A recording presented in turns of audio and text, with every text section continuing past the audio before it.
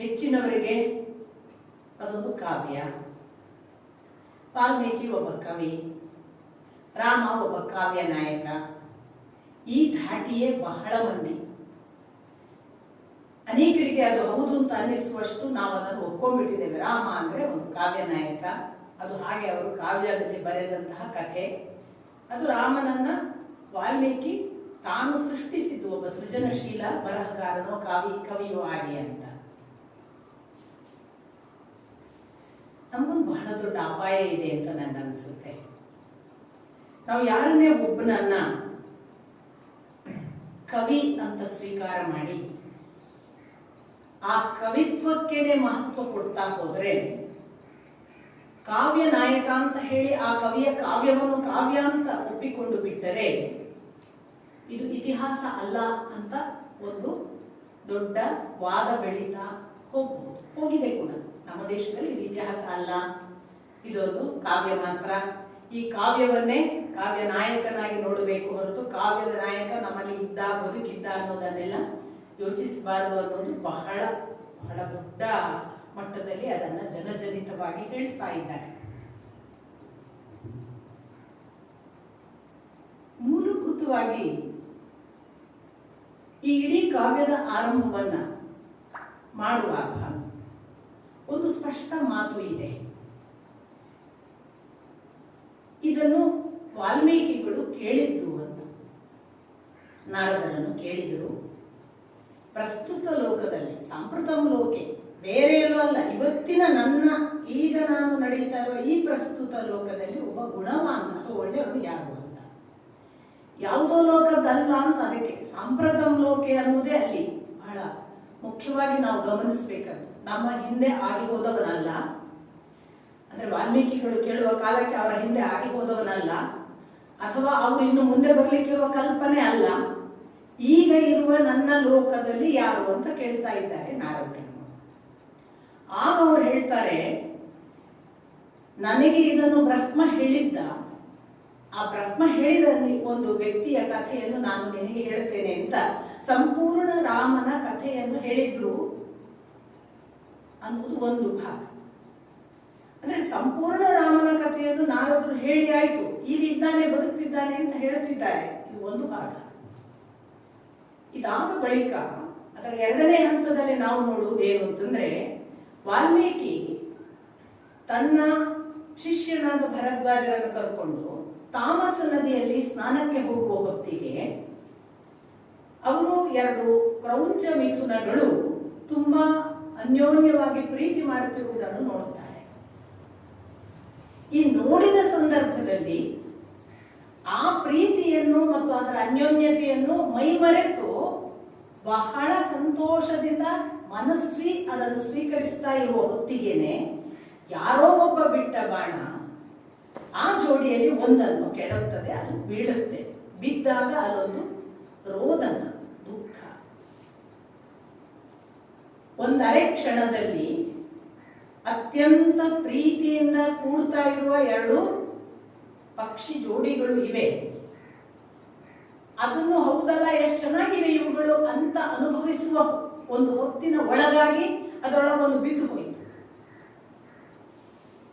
ಎರಡನ್ನು ಏಕಕಾಲದಲ್ಲಿ ನೋಡಿದ ವಾಲ್ಮೀಕಿಗಳಿಗೊಂದು ಬಹಳ ಆಂತರಂಗಿಕವಾಗಿ ತುಂಬಾ ದುಃಖ ಆಗುತ್ತೆ. ಈ ದುಃಖಕ್ಕೆ ಅವರು ಒಂದು ಸ್ಪಂದನ ಅಥವಾ ಒಂದು ವಿಚಿತ್ರವಾದ ಆ ಕ್ಷಣಕ್ಕೆ ಉಂಟಾದ ಅವರ ಒಳಗಿನ ಸಂವೇದನೆಯ ಪರಿಣಾಮವಾಗಿ ಅವರಲ್ಲಿ ಪ್ರಥಮ ಶ್ಲೋಕವೊಂದು ಪ್ರಕಟವಾಯಿತು. ಇದು ನಿಮಗೆ ಎಲ್ಲರಿಗೂ ಗೊತ್ತಿರುವ ಮಾತು.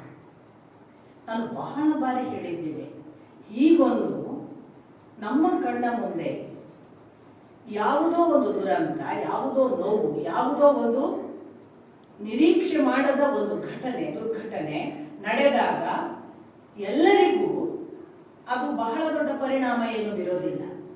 ಯಾರ ಒಳಗೆ ಒಂದು ವಿಶೇಷವಾದ ಸ್ಪಂದನೆ ಇದೆ, ಅವನು ಯಾವುದೋ ಒಂದು ತನಗಿಂತ ಬೇರೆ ಅಲ್ಲದ ಎಲ್ಲವನ್ನೂ ತನ್ನೊಳಗೆ ಗ್ರಹಿಸುವ ಒಂದು ವಿಶೇಷ ಸ್ಥಿತಿಯನ್ನು ತಲುಪಿದ್ದಾನೆ, ಅವನಿಗೆ ಮಾತ್ರ ಅದರ ದುಃಖ ತನ್ನ ದುಃಖ ಆಗುತ್ತೆ. ಹಾಗಾಗಿ ನಾನು ಕೇಳೋದಿದೆ, ಎಷ್ಟು ಜನ ನಮಗೆ, ನಾವು ಎಷ್ಟೋ ಬಾರಿ ಇದೇ ರಸ್ತೆಯಲ್ಲಿ ಬೇಕಾದಷ್ಟು ಬಾರಿ ನೀವೆಲ್ಲರೂ ಓಡಾಡಿದ್ದೀರಿ, ನಾನು ಇವತ್ತು ಬಂದಿದ್ದೀನಿ. ಇವತ್ತು ನನಗೆ ನೀವು ಕೇಳಿದ್ರೆ ಅಲ್ಲಿ ಅಷ್ಟು ರಸ್ತೆಯ ಯಾವ ಮರಗಳನ್ನು ನಾನು ಗುರುತಿಸಿರೋದಿಲ್ಲ, ಕಣ್ಣಿನಲ್ಲಿ ಅವು ಯಾವುವೂ ಮೂಡಿರೋದಿಲ್ಲ. ಆ ರಸ್ತೆಯ ಯಾವ ಗಿಡದಲ್ಲಿ ಯಾವ ಹಕ್ಕಿ ಕೂಗುತ್ತೆ ನಮಗೆ ಗೊತ್ತಿಲ್ಲ. ಯಾವ ಹಕ್ಕಿ ಅಲ್ಲೊಂದು ಗೂಡು ಕಟ್ಟಿರಬಹುದು ನಾವು ನೋಡಿಯೇ ಇಲ್ಲ. ಗಮನಕ್ಕೆ ಬಾರದಷ್ಟು ನಾವು ನಮ್ಮ ಲೋಕದಲ್ಲಿ ತನ್ಮಯ. ಹಾಗೊಂದು ಗಿಡ ಮರಗಳ ಒಳಗೆಲ್ಲ ನಮ್ಮದೇ ಅವಿಭಾಜ್ಯ ಅಂಗವಾಗಿ ಅಲ್ಲೊಂದು ಯಾವುದೋ ಪುಟ್ಟ ಹಕ್ಕಿ ಇದೆ ಮತ್ತು ಅಲ್ಲೊಂದು ಯಾವುದೋ ಗೂಡು ಕಟ್ಟಿದೆ, ಆಚೆ ಕಡೆಗೆ ಇನ್ಯಾವುದೋ ಒಂದು ಗಿಡ ಎಲ್ಲಕ್ಕಿಂತ ವಿಶೇಷ ಬೆಳೆದಿದೆ, ಅದರ ನೆರಳು ಚೆನ್ನಾಗಿದೆ. ಇಂಥ ಯಾವ ಸಂವೇದನೆಗಳು ನಮಗಿಲ್ಲ. ಈ ಸಂವೇದನೆಗಳನ್ನು ಕಳೆದುಕೊಂಡದ್ರಿಂದ ನಾವು ಯಾವಾಗಲೂ ಹೇಗೆ ಅಂದ್ರೆ, ನಾವು ಯಾವ ವಸ್ತುವಿನ ಜೊತೆಗಿದ್ದೇವ ಅದನ್ನೇ ನಾವು ಮೊದಲೆಲ್ಲ ಕ್ಯಾರಿ ಮಾಡೋದು ಅಲ್ವಾ.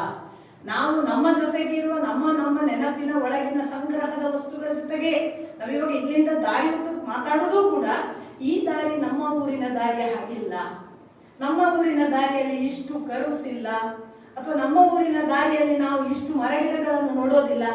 ಅಂದ್ರೆ ಏನು, ನಾವು ಇಲ್ಲಿಯದರ ಜೊತೆಗಿಲ್ಲ. ನಮ್ಮ ನೆನಪು ಸಂಪೂರ್ಣವಾಗಿ ಅಲ್ಲಿರುವ ಯಾವುದೋ ನಾವು ಕಂಡ ನೆನಪಿನ ಜೊತೆಗೆ ಇದೆ. ನಾವು ಈ ಕ್ಷಣಕ್ಕೆ ಇಲ್ಲಿ ನಡೀತಾ ಇರುವ ಯಾವುದೋ ವಸ್ತುವಿನ ಜೊತೆಗೋ, ಯಾವುದೋ ಜೀವದ ಜೊತೆಗೋ, ಯಾವುದೋ ಗಿಡದ ಜೊತೆಗೋ, ಯಾವುದೋ ಗಾಳಿ ಬಿಸಿಲಿನ ಜೊತೆಗೆ ನಮ್ಮನ್ನ ಕನೆಕ್ಟ್ ಮಾಡ್ಕೊಳ್ತಿಲ್ಲ. ಈ ಕನೆಕ್ಟ್ ಮಾಡದೇ ಇರೋದ್ರಿಂದ ನಮಗೆ ಒಬ್ಬ ಕ್ರೌಂಚ ಮಿಥುನ ಒಂದು ಬಿದ್ದಾಗ ವಾಲ್ಮೀಕಿಗೆ ಆದ ಸ್ಪಂದನ ಆಗುವುದಿಲ್ಲ. ವಾಲ್ಮೀಕಿಗೆ ಯಾಕೆ ಆ ವಿಶೇಷ ಸ್ಪಂದನ ಅಂತಂದ್ರೆ, ವಾಲ್ಮೀಕಿ ಒಂದು ಹಂತದ ತನ್ನ ಬದುಕಿನ ಮಥನಗಳನ್ನೆಲ್ಲ ಮಾಡಿ ಅವರಾಗಲೇ ಒಂದು ಜೀವಿತ ಕಾಲದಲ್ಲಿ ಅವರು ಬೇಡರಿದ್ದರು ಅನ್ನುವ ಒಂದು ಉಲ್ಲೇಖವೂ ಬರುತ್ತೆ. ಅವರು ಬೇಡರಿದ್ದದ್ದು ಹೌದು, ಆದ್ರೆ ಅವರು ಮೂಲತಃ ಬೇಡರಲ್ಲ, ಅವರು ಪ್ರಚೇತಸ ಮುನಿಗಳ ಮಗ ಅನ್ನುವ ಉಲ್ಲೇಖ ಇದೆ ಅನ್ನೋದನ್ನು ಹೇಳುತ್ತೆ. ಪುರಾಣದ ಆಧಾರಗಳ ಮೇಲೆ ಅದನ್ನು ಕೊಡುತ್ತಾರೆ. ಹಾಗಿರುವ ಒಬ್ಬ ಬ್ರಾಹ್ಮಣ ಹಾಗಾದ್ರೆ ಬೇಡನಿದ್ದದ್ದು ಹೌದು ಅನ್ನೋ ಒಂದು ಉಲ್ಲೇಖ ಯಾಕೆ ಹೇಳ್ತಾರೆ ಅಂತಂದ್ರೆ, ಪೂರ್ವದಲ್ಲಿ ಅವರು ತಂದೆ ತಾಯಿಯಿಂದ ಯಾಕೋ ಯಾವುದೋ ಕಾರಣಕ್ಕೆ ಅಗಲಿದ್ರು. ಹಾಗೆ ಅಗಲಿ ಹೋದ ಆ ಮಗುವನ್ನು ಒಂದು ಬೇಡ ಜನಾಂಗ ಸಲಹಿತು ಅಂತ ಒಂದು ಪೂರ್ವ ಇತಿಹಾಸದ ಕಥೆಯನ್ನು ಹೇಳ್ತಾರೆ. ಆದ್ರೆ ಮೂಲತಃ ಬ್ರಾಹ್ಮಣ ಬೇಡ ಜನಾಂಗದ ಸಂಸರ್ಗದಲ್ಲಿದ್ದರು. ಆ ಬಳಿಕ ಒಂದು ತಪಸ್ಸಿಗೆ ಹೋದ ನಂತರ ಅವರು ತಮ್ಮ ದೇಹಕ್ಕೆ ಬೆಳೆದ ಹುತ್ತ ಎಲ್ಲ ಬೆಳೆದು ಅಂಥ ತಪಸ್ಸು ಮಾಡಿ ಹೊರಗೆ ಬರುವಾಗ ಬೇರೆ ಆದರು ಅಂತ.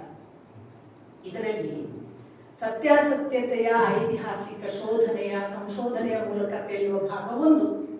ಇವರು ಬೇಡ ಅಲ್ಲ, ಅವರು ಬ್ರಾಹ್ಮಣ ಅನ್ನೋದನ್ನು KS ನಾರಾಯಣಾಚಾರ್ಯರು, ನಮ್ಮ ತಂದೆ ಎಲ್ಲ ಪ್ರತಿಪಾದಿಸ್ತಾರೆ. ಆದ್ರೆ ಅವರು ಬೇಡನೇ ಇದ್ದದ್ದು ಹೌದು. ಬೇಡನೇ ಇದ್ದದ್ರಿಂದಲೇ ಮುಂದೆ ವಾಲ್ಮೀಕಿ ಜನಾಂಗ ಅಂದ್ರೆ ಈಗ ಕರೆಯುವ ಒಂದು ಹೊಸ ಪ್ರವೃತ್ತಿ, ಟ್ರೆಂಡ್ ಬೆಳೆದಿದೆ. ಇದನ್ನು ನಾವು ವೈಯಕ್ತಿಕವಾಗಿ ನನಗೆ ಕಾಣಿಸಿದ ಒಂದು ಏನು ಕಾಣಿಕೆ ಇದೆ ಅದನ್ನು ನಾನು ಹೀಗೆ ಯೋಚಿಸ್ತೇನೆ. ನಾವು ಎಲ್ಲರೂ ಕೂಡ ಮೂಲತಃ ಬೇಡ ಜನಾಂಗದವರು, ಅನಾಗರಿಕರು. ಬೇಡ ಅನ್ನೋದಕ್ಕೆ ಬರೀ ಬೇಟೆಯಾಡುವವರು ಅಂತ ಒಂದು ಮಾತ್ರ ಅರ್ಥ ಅಲ್ಲ, ಇನ್ನೂ ನಾಗರಿಕತೆ ಬೆಳೆದಿಲ್ಲ ಅನ್ನುವ ಅರ್ಥ. ನಾವೆಲ್ಲರೂ ಅನಾಗರಿಕರು. ಕಾಲಾಂತರದಲ್ಲಿ ನಮಗೆ ಬೇರೆ ಬೇರೆ ಸಂಸ್ಕೃತಿಗಳ, ಬೇರೆ ಬೇರೆ ಪ್ರಯೋಗಗಳ, ಬೇರೆ ಬೇರೆ ಜನರ ಸಂಪರ್ಕ, ಸಂಸ್ಕೃತಿಗಳ ಜೊತೆಗಿನ ಒಡನಾಟ, ಮುಖಾಮುಖಿಯ ಮೂಲಕ ನಾವು ನಮ್ಮನ್ನು ಪರಿವರ್ತಿಸಿಕೊಳ್ಳುವ ಒಂದು ಸನ್ನಿವೇಶ ನಿರ್ಮಾಣ ಆಗುತ್ತೆ. ಹೊರತಾಗಿ ಹುಟ್ಟುತ್ತಾ ಯಾರೂ ಕೂಡ ಪರಿಶುದ್ಧ ಸಂಸ್ಕೃತಿಯ ಏಕಾಏಕಿ ರೆಡಿಮೇಡ್ ಆಗಬೇಕಾಗಿಲ್ಲ. ಕೆಲವೊಮ್ಮೆ ಬಹಳ ಬಾಲ್ಯದಲ್ಲೇ ಆ ಪರಿಶುದ್ಧತೆ ಅರಿವಿಗೆ ಬರಬಹುದು. ಈಗ ನಾವು ಶಂಕರಾಚಾರ್ಯರಂಥವರನ್ನು ನೋಡುವಾಗ, ಧ್ರುವನಂಥವರನ್ನು ನೋಡುವಾಗ, ಪ್ರಹ್ಲಾದನಂಥವರನ್ನು ಬಾಲ್ಯದಲ್ಲಿ ಆ ಬೇಡತನ, ಆ ಅನಾಗರಿಕತೆ ಯಾವುದೋ ಒಂದು ಕಾರಣಕ್ಕೆ ಒಂದು ಟರ್ನಿಂಗ್ ಪಾಯಿಂಟ್ ನಲ್ಲಿ ಏನು ಆಗುತ್ತೆ, ಬದಲಾವಣೆ ಆಗುತ್ತೆ. ನಮ್ಮ ಒಳಗಿನ ಅನಾಗರಿಕತೆ ಬದಲಾಗುತ್ತೆ. ಇದಕ್ಕೆ ಬಹಳ ಸೂಚ್ಯವಾಗಿ ಒಂದೆರಡು ಮೂರು ಕಥೆಯನ್ನು ಸ್ಕಾಂದ ಪುರಾಣದಲ್ಲಿ ಹೇಳಲಾಗಿದೆ. ಸೌದಾಸ ಅಂತ ಒಬ್ಬನ ಕಥೆ ಬರುತ್ತೆ. ಸೋಮದತ್ತ ಅಂತ ಅವನಿಗೆ ಇನ್ನೊಂದು ಹೆಸರು. ಏನು ಈ ಸೌದಾಸ ಅಥವಾ ಸೋಮದತ್ತನ ಕಥೆ ಅಂತಂದ್ರೆ, ಮೂಲತಃ ಒಬ್ಬ ಬಹಳ ನಯ ವಿನಯದ ಗೌತಮರನ್ನ ಗುರು ಅಂತ ನಂಬಿದ ಒಬ್ಬ ಒಳ್ಳೆಯ ಶಿಷ್ಯ. ಪಾಠ ತುಂಬಾ ಚೆನ್ನಾಗಿ ಕಲಿತ, ಒಳ್ಳೆಯ ಸುಸಂಸ್ಕೃತನಾದ ಭಗವದ್ ಭಕ್ತನಾದ. ಎಷ್ಟು ಅಂದ್ರೆ ಶಿವನ ಭಕ್ತಿ. ಈ ಸೌದಾಸನಿಗೆ ಶಿವಭಕ್ತಿಯಲ್ಲಿ ಒಂದು ದಿನ ತನ್ಮಯನಾಗಿರುವಾಗ, ಎಷ್ಟು ತನ್ಮಯನಾಗಿದ್ದಾನೆ ಅಂದ್ರೆ ಸ್ವತಃ ಗುರುಗಳಾದ ಗೌತಮರು ಬಂದರು. ಅವನಿಗೆ ಗೊತ್ತಿಲ್ಲ ಅಂದ್ರೆ ತನ್ಮಯತೆ ಶಿವನ ಕಡೆಗೆ ಹೆಚ್ಚಾಗಿ ಗೊತ್ತಿಲ್ಲ ಅಷ್ಟೇ. ಇದನ್ನು ಗೌತಮರು ನೋಡಿ ಸಂತೋಷ ಪಡ್ತಾರೆ. ಹುಡುಗ ಎಷ್ಟು ದೇವರ ಜೊತೆಗೆ ಮುಳುಗಿದ್ದಾನಲ್ಲ ಅಂತ. ಆದ್ರೆ ಅದೊಂದು ಬಹಳ ಬ್ಯೂಟಿಫುಲ್ ಆದ ಸಂಗತಿಯನ್ನ ಹೇಳಲಾಗ್ತದೆ. ಶಿವನಿಗೆ ಒಂದು ದುಃಖ ಆಗತ್ತಂತೆ, ಅಥವಾ ಸಿಟ್ಟು ಬರುತ್ತೆ. ಏನು ಅಂತಂದ್ರೆ, ಗುರುವನ್ನು ಅಗೌರವ ಮಾಡುವಂತಹ ಭಕ್ತಿ ಒಳ್ಳೆಯದಲ್ಲ ಅಂತ. ಈ ಗುರು ಬಂದಾಗ ಗೊತ್ತಿಲ್ಲದ ಹಾಗೆ ಕೂತು ಬಿಟ್ನಲ್ಲ ಇವ, ಆದ್ರಿಂದ ನೀನು ಅನಾಗರಿಕನಾಗಿ ಹೋಗು ಅಥವಾ ರಾಕ್ಷಸತ್ವ ಬರಲಿ ಅಂತ ಶಿವ ಶಾಪ ಕೊಟ್ಟನಂತೆ. ಶಿವ ಶಾಪ ಕೊಟ್ಟಾಗ ಗೌತಮರನ್ನು ಅವನು ಪರಿಪರಿಯಾಗಿ ಕೇಳಿಕೊಳ್ತಾನೆ, ನಾನು ನಿಜಕ್ಕೂ ಭಗವಂತನಲ್ಲಿ ತನ್ಮಯನಾದೆ, ನನಗೆ ಗೊತ್ತಾಗ್ಲಿಲ್ಲ, ನನಗೆ ಏನು ಇದಕ್ಕೆ ಪರಿಹಾರ? ನೀನು ನಿರಂತರ ಎಲ್ಲಿಯಾದರೂ ಶ್ರೀಮದ್ ರಾಮಾಯಣವನ್ನು ಕೇಳಿದರೆ ನೀನು ಪರಿವರ್ತಿತನಾಗ್ತಿ. ಮುಂದೆ ಗರ್ಗ ಮುನಿಗಳು ಅವನಿಗೆ ರಾಮಾಯಣವನ್ನು ಹೇಳಿ ಅವರು ಮತ್ತೆ ಅಂದ್ರೆ ಅಸಂಸ್ಕೃತ ರಾಕ್ಷಸನಾಗಿದ್ದವ ಮತ್ತೆ ಸುಸಂಸ್ಕೃತ ಮನುಷ್ಯನಾದ ಅಂತ ಒಂದು ಕಥೆ. ಇದೇ ತರ ಕಲಿಕ ಅನ್ನುವ ಒಬ್ಬ ದರೋಡೆಕೋರ ಇರ್ತಾನೆ. ಅವರು ಕಂಡವರನ್ನು ದರೋಡೆ ಮಾಡೋದು ಇದೇ ಅವನ ಕೆಲಸ. ಉತ್ತಂಕ ಅಂತ ಒಬ್ಬ ದೇವರ ಪೂಜೆ ಮಾಡುವ ಅರ್ಚಕ, ಪಾಪ ಅವನ ಹತ್ರ ಏನಿದೆ ಬಡಪಾಯಿ, ಇವನಿಗೆ ಏನ್ ಗೊತ್ತು, ಇವನಿಗೆ ಸಿಕ್ಕವರನ್ನು ದರೋಡೆ ಮಾಡೋದು ಕೆಲಸ. ಆ ಉತ್ತಂಕನನ್ನು ಹಿಡಿದಾಗ ಉತ್ತಂಕ ಹೇಳ್ತಾನೆ, ನನ್ನ ಹತ್ರ ಏನಿದೆಯೋ ಮಾರಾಯ, ನನ್ನನ್ನು ಯಾಕೆ ಹಿಡಿದಿದ್ದೀನಿ, ನಾನು ಹೇಳಿ ಕೇಳಿ ದೇವ್ರ ಪೂಜೆ ಮಾಡುವ. ಆ ಕಲಿಕ ಆಗ ಹೇಳ್ತಾನೆ, ಅವನಿಗೂ ಪೂರ್ವದಲ್ಲಿ ಈ ತರದ ಒಂದು ಯಾವುದೋ ಪ್ರಕರಣದಿಂದ ಅವನು ಕೂಡ ರಾಕ್ಷಸನೋ ದರೋಡೆಕೋರನೋ ಆದವ, ಅನಾಗರಿಕನಾದವ. ಅವನಿಗೂ ಹೇಳಲಾಗಿರ್ತದೆ, ನಿನಗೆ ಯಾರಾದ್ರೂ ರಾಮಾಯಣವನ್ನ ನೀನು ಕೇಳಿದ್ರೆ ನೀನು ಪರಿವರ್ತಿತನಾಗ್ತಿ. ಹಾಗೆ ಗರ್ಗ ಅಲ್ಲಿ ಹೇಗೆ ಗೌತಮರ ಶಿಷ್ಯನನ್ನು ಉದಾರಿಸಿ ಅಥವಾ ಸುಧಾರಿಸಿ ಉದ್ಧರಿಸಿದನೋ, ಅದೇ ತರ ಇವನನ್ನು ಉತ್ತಂಕ ಶ್ರೀಮದ್ ರಾಮಾಯಣವನ್ನು ಹೇಳಿ ಉದ್ಧರಿಸ್ತಾನೆ. ಹೀಗೆ ಸುಮತಿ ಅನ್ನುವ ರಾಜ ಪೂರ್ವ ಜನ್ಮದಲ್ಲಿ ಮಾಲತಿ ಮತ್ತು ಅವನ ಹೆಂಡತಿ ಕಾಲಿ ಅನ್ನುವ ಇಬ್ರು, ಅವರು ಯಾವುದೋ ಶಾಪದ ಪರಿಣಾಮವಾಗಿ ಅವರು ನರಭಕ್ಷಕರಾಗಿರ್ತಾರೆ. ಅವರು ನರಭಕ್ಷಣೆ ಮಾಡ್ಕೋತ ಒಂದು ದಿನ ವಸಿಷ್ಠರ ಎದುರಿಗೆ ಬರ್ತಾರೆ. ವಸಿಷ್ಠರ ಮುಂದೆ ಕೂತು ಕಾವ್ಯ ಕೇಳುವ ಹಾಗಾಗುತ್ತೆ. ಶ್ರೀಮದ್ ರಾಮಾಯಣ ಕೇಳಿದ್ರೆ ನಿನಗೆ ನಿನ್ನ ರಾಕ್ಷಸತ್ವ ಹೋಗುತ್ತೆ ಅಂತ ಅವರಿಗೂ ಒಂದು ಹಿಂದೆ ಶಾಪ ಇರುತ್ತೆ. ಅದರ ಪರಿಣಾಮವಾಗಿ ಅವರು ಮತ್ತೆ ಸುಧಾರಿತ ಒಬ್ಬ ಸುಮತಿ ಅನ್ನುವ ರಾಜನಾಗ್ತಾನೆ. ಈ ಎಲ್ಲ ಕಥೆಗಳು ಏನನ್ನು ಹೇಳ್ತಿದ್ದಾವೆ ಅಂತಂದ್ರೆ, ಶ್ರೀ ರಾಮಚಂದ್ರನ ಕಾವ್ಯವನ್ನ ಕೇಳಿದವನು ಅನಾಗರಿಕನಿದ್ದರೆ ಅವನು ನಾಗರಿಕನಾಗ್ತಾನೆ. ಅವನು ಬೇಡತ್ವ ಅವನ ಒಳಗಿದ್ರೆ, ಬೇಡ ಅನ್ನುವ ಕನ್ನಡ ಬೇಡ ಆಗ್ಲಿ, ಬೇಡ ಅನ್ನುವ ನಾವು ಹೇಳುವ ಸರ್ವನಾಮವಾಗ್ಲಿ, ಆ ಬೇಡತ್ವವು ಪರಿವರ್ತಿತವಾಗಿ ಅವನು ಬೇರೆಯೇ ಆಗ್ತಾನೆ. ಇದು ಸಾಕ್ಷಾತ್ ವಾಲ್ಮೀಕಿ ಮುನಿಗಳ ಜೀವನದ ಘಟನೆ ಕೂಡ. ಅವರು ಜೀವಿತ ಕಾಲಾವಧಿಯಲ್ಲಿ ಎಂದೋ ಬೇಡ ಜನಾಂಗದ ಸಂಸರ್ಗದಲ್ಲಿ ಇದ್ದು, ಕಾಲಾಂತರದಲ್ಲಿ ರಾಮನ ಸಂಸರ್ಗ ಒಂದು ಏನು ನಾರದರಿಂದ ಅನುಗ್ರಹ ಆಯಿತು, ಅದರ ಧ್ಯಾನಕ್ಕೆ ತೊಡಗಿದ್ರು. ನೀವು ಗಮನಿಸಬೇಕು, ಒಬ್ಬ ನಾರದರಿಂದ ಕಥೆ ಕೇಳಿದ ಅನ್ನೋದು ಒಂದು ಭಾಗ. ನಮಗೂ ಕೂಡ ಯಾರೋ ಒಬ್ಬ ಮಹಾಪುರುಷರು ಬಂದು ಒಬ್ಬರ ಭಗವಂತನ ಕಥೆ ಹೇಳಿದ್ರು ಅಂತ ಇಟ್ಕೊಳ್ಳಿ, ಅಷ್ಟಕ್ಕೆ ನಾವು ಕವಿಗಳಾಗುವುದಿಲ್ಲ.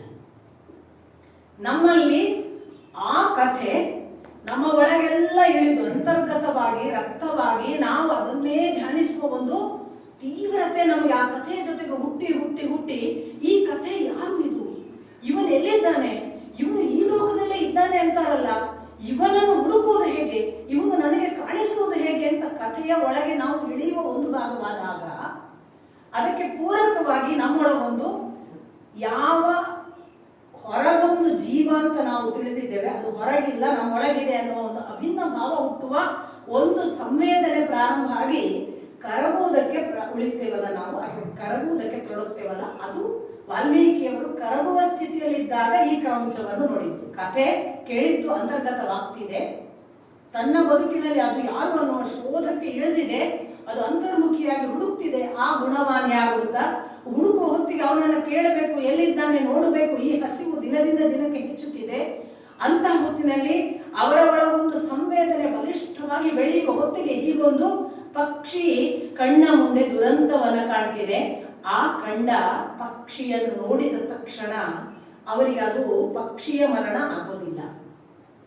ಅವರಿಗೆ ತನ್ನೊಳಗಿನ ಯಾವುದೋ ಒಂದು ಸರ್ಚಿತ್ತಲ್ಲ, ಆ ಸರ್ಚಿನ ಒಳಗಿನ ಯಾವುದೋ ಒಂದು ದುಃಖದ ಆಕ್ರಂದನವಾಗ್ತದೆ. ಅಲ್ಲಿ ಗಂಡು ಪಕ್ಷಿಯನ್ನು ಕೊಲ್ಲಲಾಯಿತು, ಹೆಣ್ಣು ಹಕ್ಕಿ ರೋಧಿಸ್ತಿದೆ. ಇಡೀ ರಾಮಾಯಣ ನಮಗೆ ಹೇಳೋದು ಹೆಣ್ಣು ಹಕ್ಕಿಯನ್ನು ಹಾರಿಸಿಕೊಂಡು ಹೋಗಲಾಗಿದೆ, ಗಂಡು ಹಕ್ಕಿ ರೋಧಿಸ್ತಿದೆ ಅಂತ ನಮಗೆ ಕಾಣೋದು ರಾಮಾಯಣ. ಆದ್ರೆ ಅಲ್ಲಿ ನೀವು ಆ ಪಕ್ಷಿಯ ಸಂಕೇತ ನೋಡಿದ್ರೆ ವಾಸ್ತವಿಕ ಹಾರಿಸಿಕೊಂಡು ಹೋದ ಹಕ್ಕಿಗಿಂತ ಈ ಹಕ್ಕಿಗೆ ನೋವು ಹೆಚ್ಚು. ಹಾಗಾಗಿ ರಾಮ ಹೊಡೆಸಿಕೊಂಡವ, ರೋಧಿಸುವವಳು ಸೀತೆ. ಹೌದಾ ಅಲ್ವಾ? ನೋಡಿ, ಸೀತೆಯನ್ನು ಎತ್ತಿಕೊಂಡು ಹೋದದ್ದು ಸೀತೆಯ ದುಃಖಕ್ಕಿಂತ 10 ಪಟ್ಟೋ 100 ಪಟ್ಟೋ ರಾಮನ ದುಃಖ. ಅದನ್ನು ಇಂಡೈರೆಕ್ಟ್ ಅಲ್ಲಿ ಒಂದು ಸಿಂಬಾಲಿಕ್ ಆಗಿ ಹೇಳಲಾಗಿದೆ. ಯತ್ ಕ್ರೌಂಚಂ, ಈ 2 ಕ್ರೌಂಚಗಳಲ್ಲಿ ಏಕಂ ಅವಧೀಹಿ, ಅದು ಎಂಥದ್ದು? ಕಾಮಮೋಹಿತ. ಅದು ಎಂಥದ್ದು ಅಂತಂದ್ರೆ ಪರಸ್ಪರ ಅನ್ಯೋನ್ಯವಾಗಿ ಪ್ರೀತಿಸುತ್ತಿರುವ ಈ 2 ಕ್ರೌಂಚ ಪಕ್ಷಿಗಳಲ್ಲಿ ಒಂದನ್ನು ನೀನು ಅವಧೀಹಿ ಕೊಂದಿದ್ದೀಯ, ಆದ್ದರಿಂದ ನೀನೆಲ್ಲೂ ನಿಲ್ಲದೆ ಇರುವ ಹಾಗಾಗ್ಲಿ ಅಂತ ಅವನು ಮಾನಿಷಾದನಿಗೆ, ಮಾನಿಷಾದ ಏ ಬೇಡನೆ ನೀನೆಲ್ಲೂ ನಿಲ್ಲದೆ ಇರುವ ಹಾಗಾಗ್ಲಿ ಅಂತ ಮುಂದೆ ಆ ಶ್ಲೋಕದಲ್ಲಿ ಅವರು ಜೋರಾಗಿ ಆಗ್ರಹ ಮಾಡ್ತಾರೆ. ಯಾರದ್ದೋ ಹಕ್ಕಿ, ಯಾವನೋ ಬೇಟೆಗಾರ, ನೋಡಿದವನಿಗೂ ಹಕ್ಕಿಗೂ ಸಂಬಂಧ ಇಲ್ಲ, ಕೊಂದವನಿಗೂ ನೋಡಿದವನಿಗೂ ಸಂಬಂಧ ಇಲ್ಲ. ಆದರೆ ಅದು ನನ್ನದೇ ಹಕ್ಕಿಯನ್ನು ಕೊಂದ ಹಾಗೆ ನನಗೆ ಸಂಬಂಧಪಟ್ಟ ಯಾವನೋ ಒಬ್ಬ ಬೇಡ, ತನಗೆ ಗೊತ್ತಿಲ್ಲದೆ ಈ ದುರಂತ ಮಾಡಲಿಕ್ಕೆ ಕಾರಣನಾದ ಅಲ್ವಾ ಅನ್ನೋ ಕ್ರೋಧ ಹುಟ್ಟಿಸಿ ಅವರ ಬಾಯಿಂದ ಅವನಿಗೆ ಒಂದು ಶಾಪ ರೂಪದಲ್ಲಿ ಪ್ರಕಟ ಆಗುವ ತಂತ್ರಿ ಲಯದ 4 ಸಾಲಿನ ಛಂದಸ್ಸಿನ ಆ ಪದ್ಯ ಮುಂದೆ ಭರದ್ವಾಜರು ರಿಪೀಟ್ ಮಾಡುವಾಗ, ಅರೆ ನಾನು ಇಷ್ಟು ಅದ್ಭುತವಾಗಿ ಇದನ್ನು ಹೇಗೆ ಕಟ್ಟಿದೆ. ಇದು ಒಬ್ಬನಿಗೆ ತಾನೊಂದು ಕಾವ್ಯ ಕಟ್ಟಿದಾಗ, ಕಟ್ಟಿಬಿಟ್ಟ ಮೇಲೆ ಇನ್ಯಾರೋ ಹೇಳುವಾಗ ಇದು ತುಂಬಾ ಸುಂದರವಾಗಿದೆಯಲ್ಲ ಅಂತ ಅನ್ನಿಸಿ ಬಿಟ್ಟಿತ್ತಲ್ಲ, ಅದು ವಾಲ್ಮೀಕಿಗಳ ಒಳಗಿನ ಕವಿತ್ವಕ್ಕೆ ಒಂದು ಜಾಗೃತಿ ಹುಟ್ಟಿದ ಸಮಯ. ಅಷ್ಟಕ್ಕೆ ಕವಿಗಳಾಗಲಿಲ್ಲ. 3ನೇ ಒಂದು ಭಾಗ ಇದೆ, ಇದನ್ನು ಯಾರು ಹೇಳೋದಿಲ್ಲ ಅಂತ ನನಗೆ ಅನಿಸ್ಬೋದು.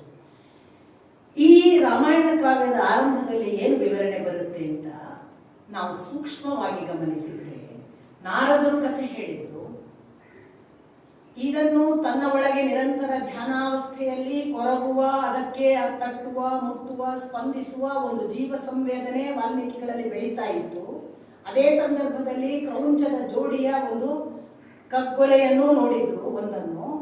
ಇಷ್ಟ ಆಗುವಾಗ ಅವರು ಮತ್ತೆ ತನ್ನ ಧ್ಯಾನಕ್ಕೆ ಹೋದ್ರು. ಎಷ್ಟು ಧ್ಯಾನ ಅಂದ್ರೆ ಅವರಿಗೆ ಕಣ್ಣು ಮುಚ್ಚಿದ್ರೆ, ಕಣ್ಣು ತೆರೆದರೆ, ನಿದ್ರೆ, ಊಟ, ಹಸಿವಿನಲ್ಲೆಲ್ಲ ಏನಿದು, ಯಾಕೆ ಆ ಹಕ್ಕಿಯನ್ನು ಕೊಂದ, ಆ ಹಕ್ಕಿಯನ್ನು ಕೊಂದರೆ ಆ ಕೊಲ್ಲದೆ ಉಳಿದ ಇನ್ನೊಂದು ಹಕ್ಕಿಯ ನೋವೇನು ಅನ್ನುವ ಒಂದು ಅನುಸಂಧಾನ. ಅದರ ಜೊತೆಗೆ ಅದೇ ನಾರದರು ಹೇಳಿದ ರಾಮಕಥೆ, ರಾಮನ ಜೊತೆಗಿನ ಸೀತೆಯ ದುಃಖ, ಸೀತೆಗಾಗಿ ರಾಮ ಪಡುವ ಯಾತನೆ, ಇವು ನಿರಂತರ ನಿರಂತರ ಅವರ ತಪಸ್ಸಾಗಿ ಹೋಯ್ತಂತೆ. ಎಷ್ಟು ಅನುಸಂಧಾನ ಅಂದ್ರೆ ಗಮನಿಸಬೇಕು. ಬ್ರಹ್ಮ ಪ್ರತ್ಯಕ್ಷನ ವಾಲ್ಮೀಕಿಗಳಿಗೆ ಬ್ರಹ್ಮ ಪ್ರತ್ಯಕ್ಷನಾಗಿ ಕೆಲವು ಸೂಚನೆಗಳನ್ನು ಕೊಡ್ತಾರೆ. ಏನು ಅಂತಂದ್ರೆ, ನೀನು ಇಷ್ಟು ಅನುಸಂಧಾನ ಮಾಡುವ ಈ ಭಗವಂತನ ಏನು ಕಥೆ ಇದೆ ನಾರದರು ಹೇಳಿದ್ದು, ಅದು ನಿನ್ನ ಒಳಗೆ ಇನ್ನು ಸಂಪೂರ್ಣವಾಗಿ ಇಳಿದು ನಿನ್ನ ರಕ್ತವಾಗಿ ಬೆಳೀತಾ ಇದೆ. ಅದನ್ನು ಹಾಗೆ ಬೆಳೆಸು. ಮತ್ತು ಹಾಗೆ ಬೆಳೆದ ನಿನ್ನ ಆ ರಾಮನ ಒಟ್ಟು ಕಥೆಯ ಜೊತೆಗಿನ ನಿನ್ನ ಈಗ ಹುಟ್ಟಿದ ಆ ಹಕ್ಕಿಯ ಒಂದು ದುಃಖದ ಸಂವೇದನೆ ಏನಿದೆ, ಅದು ಕೂಡ ನಿನ್ನ ಒಳಗೊಂದು ಪಾಕವನ್ನು ಸಿದ್ಧ ಮಾಡ್ತಿದೆ. ಇನ್ನು ನಿನಗೊಂದು ಅನುಗ್ರಹವಾಗಲಿಕ್ಕಿದೆ. ಏನು ಅನುಗ್ರಹ? ಇನ್ನು ನಿನಗೆ ಒಂದು ಅನುಗ್ರಹ ಏನಾಗಲಿಕ್ಕಿದೆ ಅಂದ್ರೆ, ನಿನಗೆ ಇನ್ನು ಇಡೀ ರಾಮನ ಅಷ್ಟೂ ಬದುಕು ಕಣ್ಣ ಮುಂದೆ ಕಾಣಿಸ್ಲಿಕ್ಕೆ ಪ್ರಾರಂಭವಾಗ್ತದೆ ಅಂತ ಬ್ರಹ್ಮ ಅನುಗ್ರಹ ಮಾಡ್ತಾನೆ. ನಿನಗೆ ಇನ್ನು ಅವನು ಕಥೆ ಅಲ್ಲ, ನಿನಗಿನ್ನು ಅವನು ಶ್ರುತ ಪರಂಪರೆಯ ಒಂದು ಯಾರೋ ಹೇಳಿದ ದೂರದ ಭಾಗವಲ್ಲ. ಬ್ರಹ್ಮನ ಅನುಗ್ರಹ ಏನು ಅಂದ್ರೆ ಅವನಿನ್ನು ನಿನ್ನ ಮುಂದೆ ಕಣ್ಣಿಗೆ ಕಾಣಿಸ್ತಾನೆ, ಅಷ್ಟನ್ನೇ ಹೇಳಿರೋದಿಲ್ಲ ಬ್ರಹ್ಮ. ಅವನು ನಿನಗೆ ಕಣ್ಣಿಗೆ ಕಾಣಿಸುವ ಆ ಸಂಗತಿಯನ್ನು ನೀನು ದಾಖಲಿಸುವ ಹೊತ್ತಿಗೆ ನಿನ್ನಿಂದ ಒಂದೇ ಒಂದು ಅಸತ್ಯ ಇನ್ನು ದಾಖಲಾಗುವುದಿಲ್ಲ. ನೀನು ಬರೆದದ್ದು ಎಲ್ಲವೂ ಸತ್ಯ ಮಾತ್ರವೇ ಇರುತ್ತದೆ. ಈ ಭಾಗವನ್ನು ಅನೇಕರು ಬಿಟ್ಟದ್ದರಿಂದಲೇ ಅದು ಕಾವ್ಯ, ಅದು ಕಲ್ಪನೆ, ಅದರಲ್ಲೆಲ್ಲ ಆಸಕ್ತಿ ಇರಲೇಬೇಕಲ್ಲ. ಕಾವ್ಯ ಕಲ್ಪನೆ ಅಂತಾದ್ರೆ ಫಿಕ್ಷನ್, ಕಾವ್ಯ ಕಲ್ಪನೆ ಇವುಗಳಲ್ಲಿ ಆಸಕ್ತಿ ಇರಲೇಬೇಕು. ಆದರೆ ಈ ಮೂರನೆಯ ಭಾಗ ಏನಿದೆ ಅಲ್ಲ ವಾಲ್ಮೀಕಿಗಳ ಜೀವನದಲ್ಲಾದ್ದು ಬ್ರಹ್ಮನ ಅನುಗ್ರಹ ಮತ್ತು ಬ್ರಹ್ಮ ಹೇಳಿದ್ದು ನಿನಗಿನ್ನು ಅವನ ಇಡೀ ಬದುಕು ಕಾಣಿಸುತ್ತದೆ, ಕಣ್ಣಾರೆ ಕಾಣಿಸುತ್ತದೆ, ಕೇಳುವ ಕಥೆ ಅಲ್ಲ. ಮತ್ತು ನೀನಿನ್ನು ಬರೆಯುವ ಯಾವ ಸಂಗತಿಯೂ ಸುಳ್ಳಿಲ್ಲ, ಸತ್ಯ ಮಾತ್ರವೇ ಇರುತ್ತದೆ. ಈ ಸತ್ಯ ಮಾತ್ರವೇ ಇದ್ದದ್ದರಿಂದ ನಮಗೆ ಇವತ್ತು ರಾಮ ಒಬ್ಬ ನಿಜವಾಗಿ ಬಂದ ವ್ಯಕ್ತಿ ಅನ್ನುವ ಐತಿಹಾಸಿಕ ದಾಖಲೆ, ಸುಳ್ಳಲ್ಲ ಅದು ಅಂತ. ಇದೊಂದು ದೊಡ್ಡ ಪ್ರಶ್ನೆ, ಕಾಣುವುದು ಹೇಗೆ? ಬ್ರಹ್ಮ ಹೇಳ್ತಾನೆ ನಿನಗೆ ಇಡೀ ರಾಮನ ಬದುಕು ಕಾಣ್ತದೆ ಅಂತ. Very interesting. ನಮ್ಮ ಇಡೀ ಮಹಾಭಾರತ ಯುದ್ಧ ಧೃತರಾಷ್ಟ್ರನಿಗೆ ಹೇಳುವವನು ಸಂಜಯ.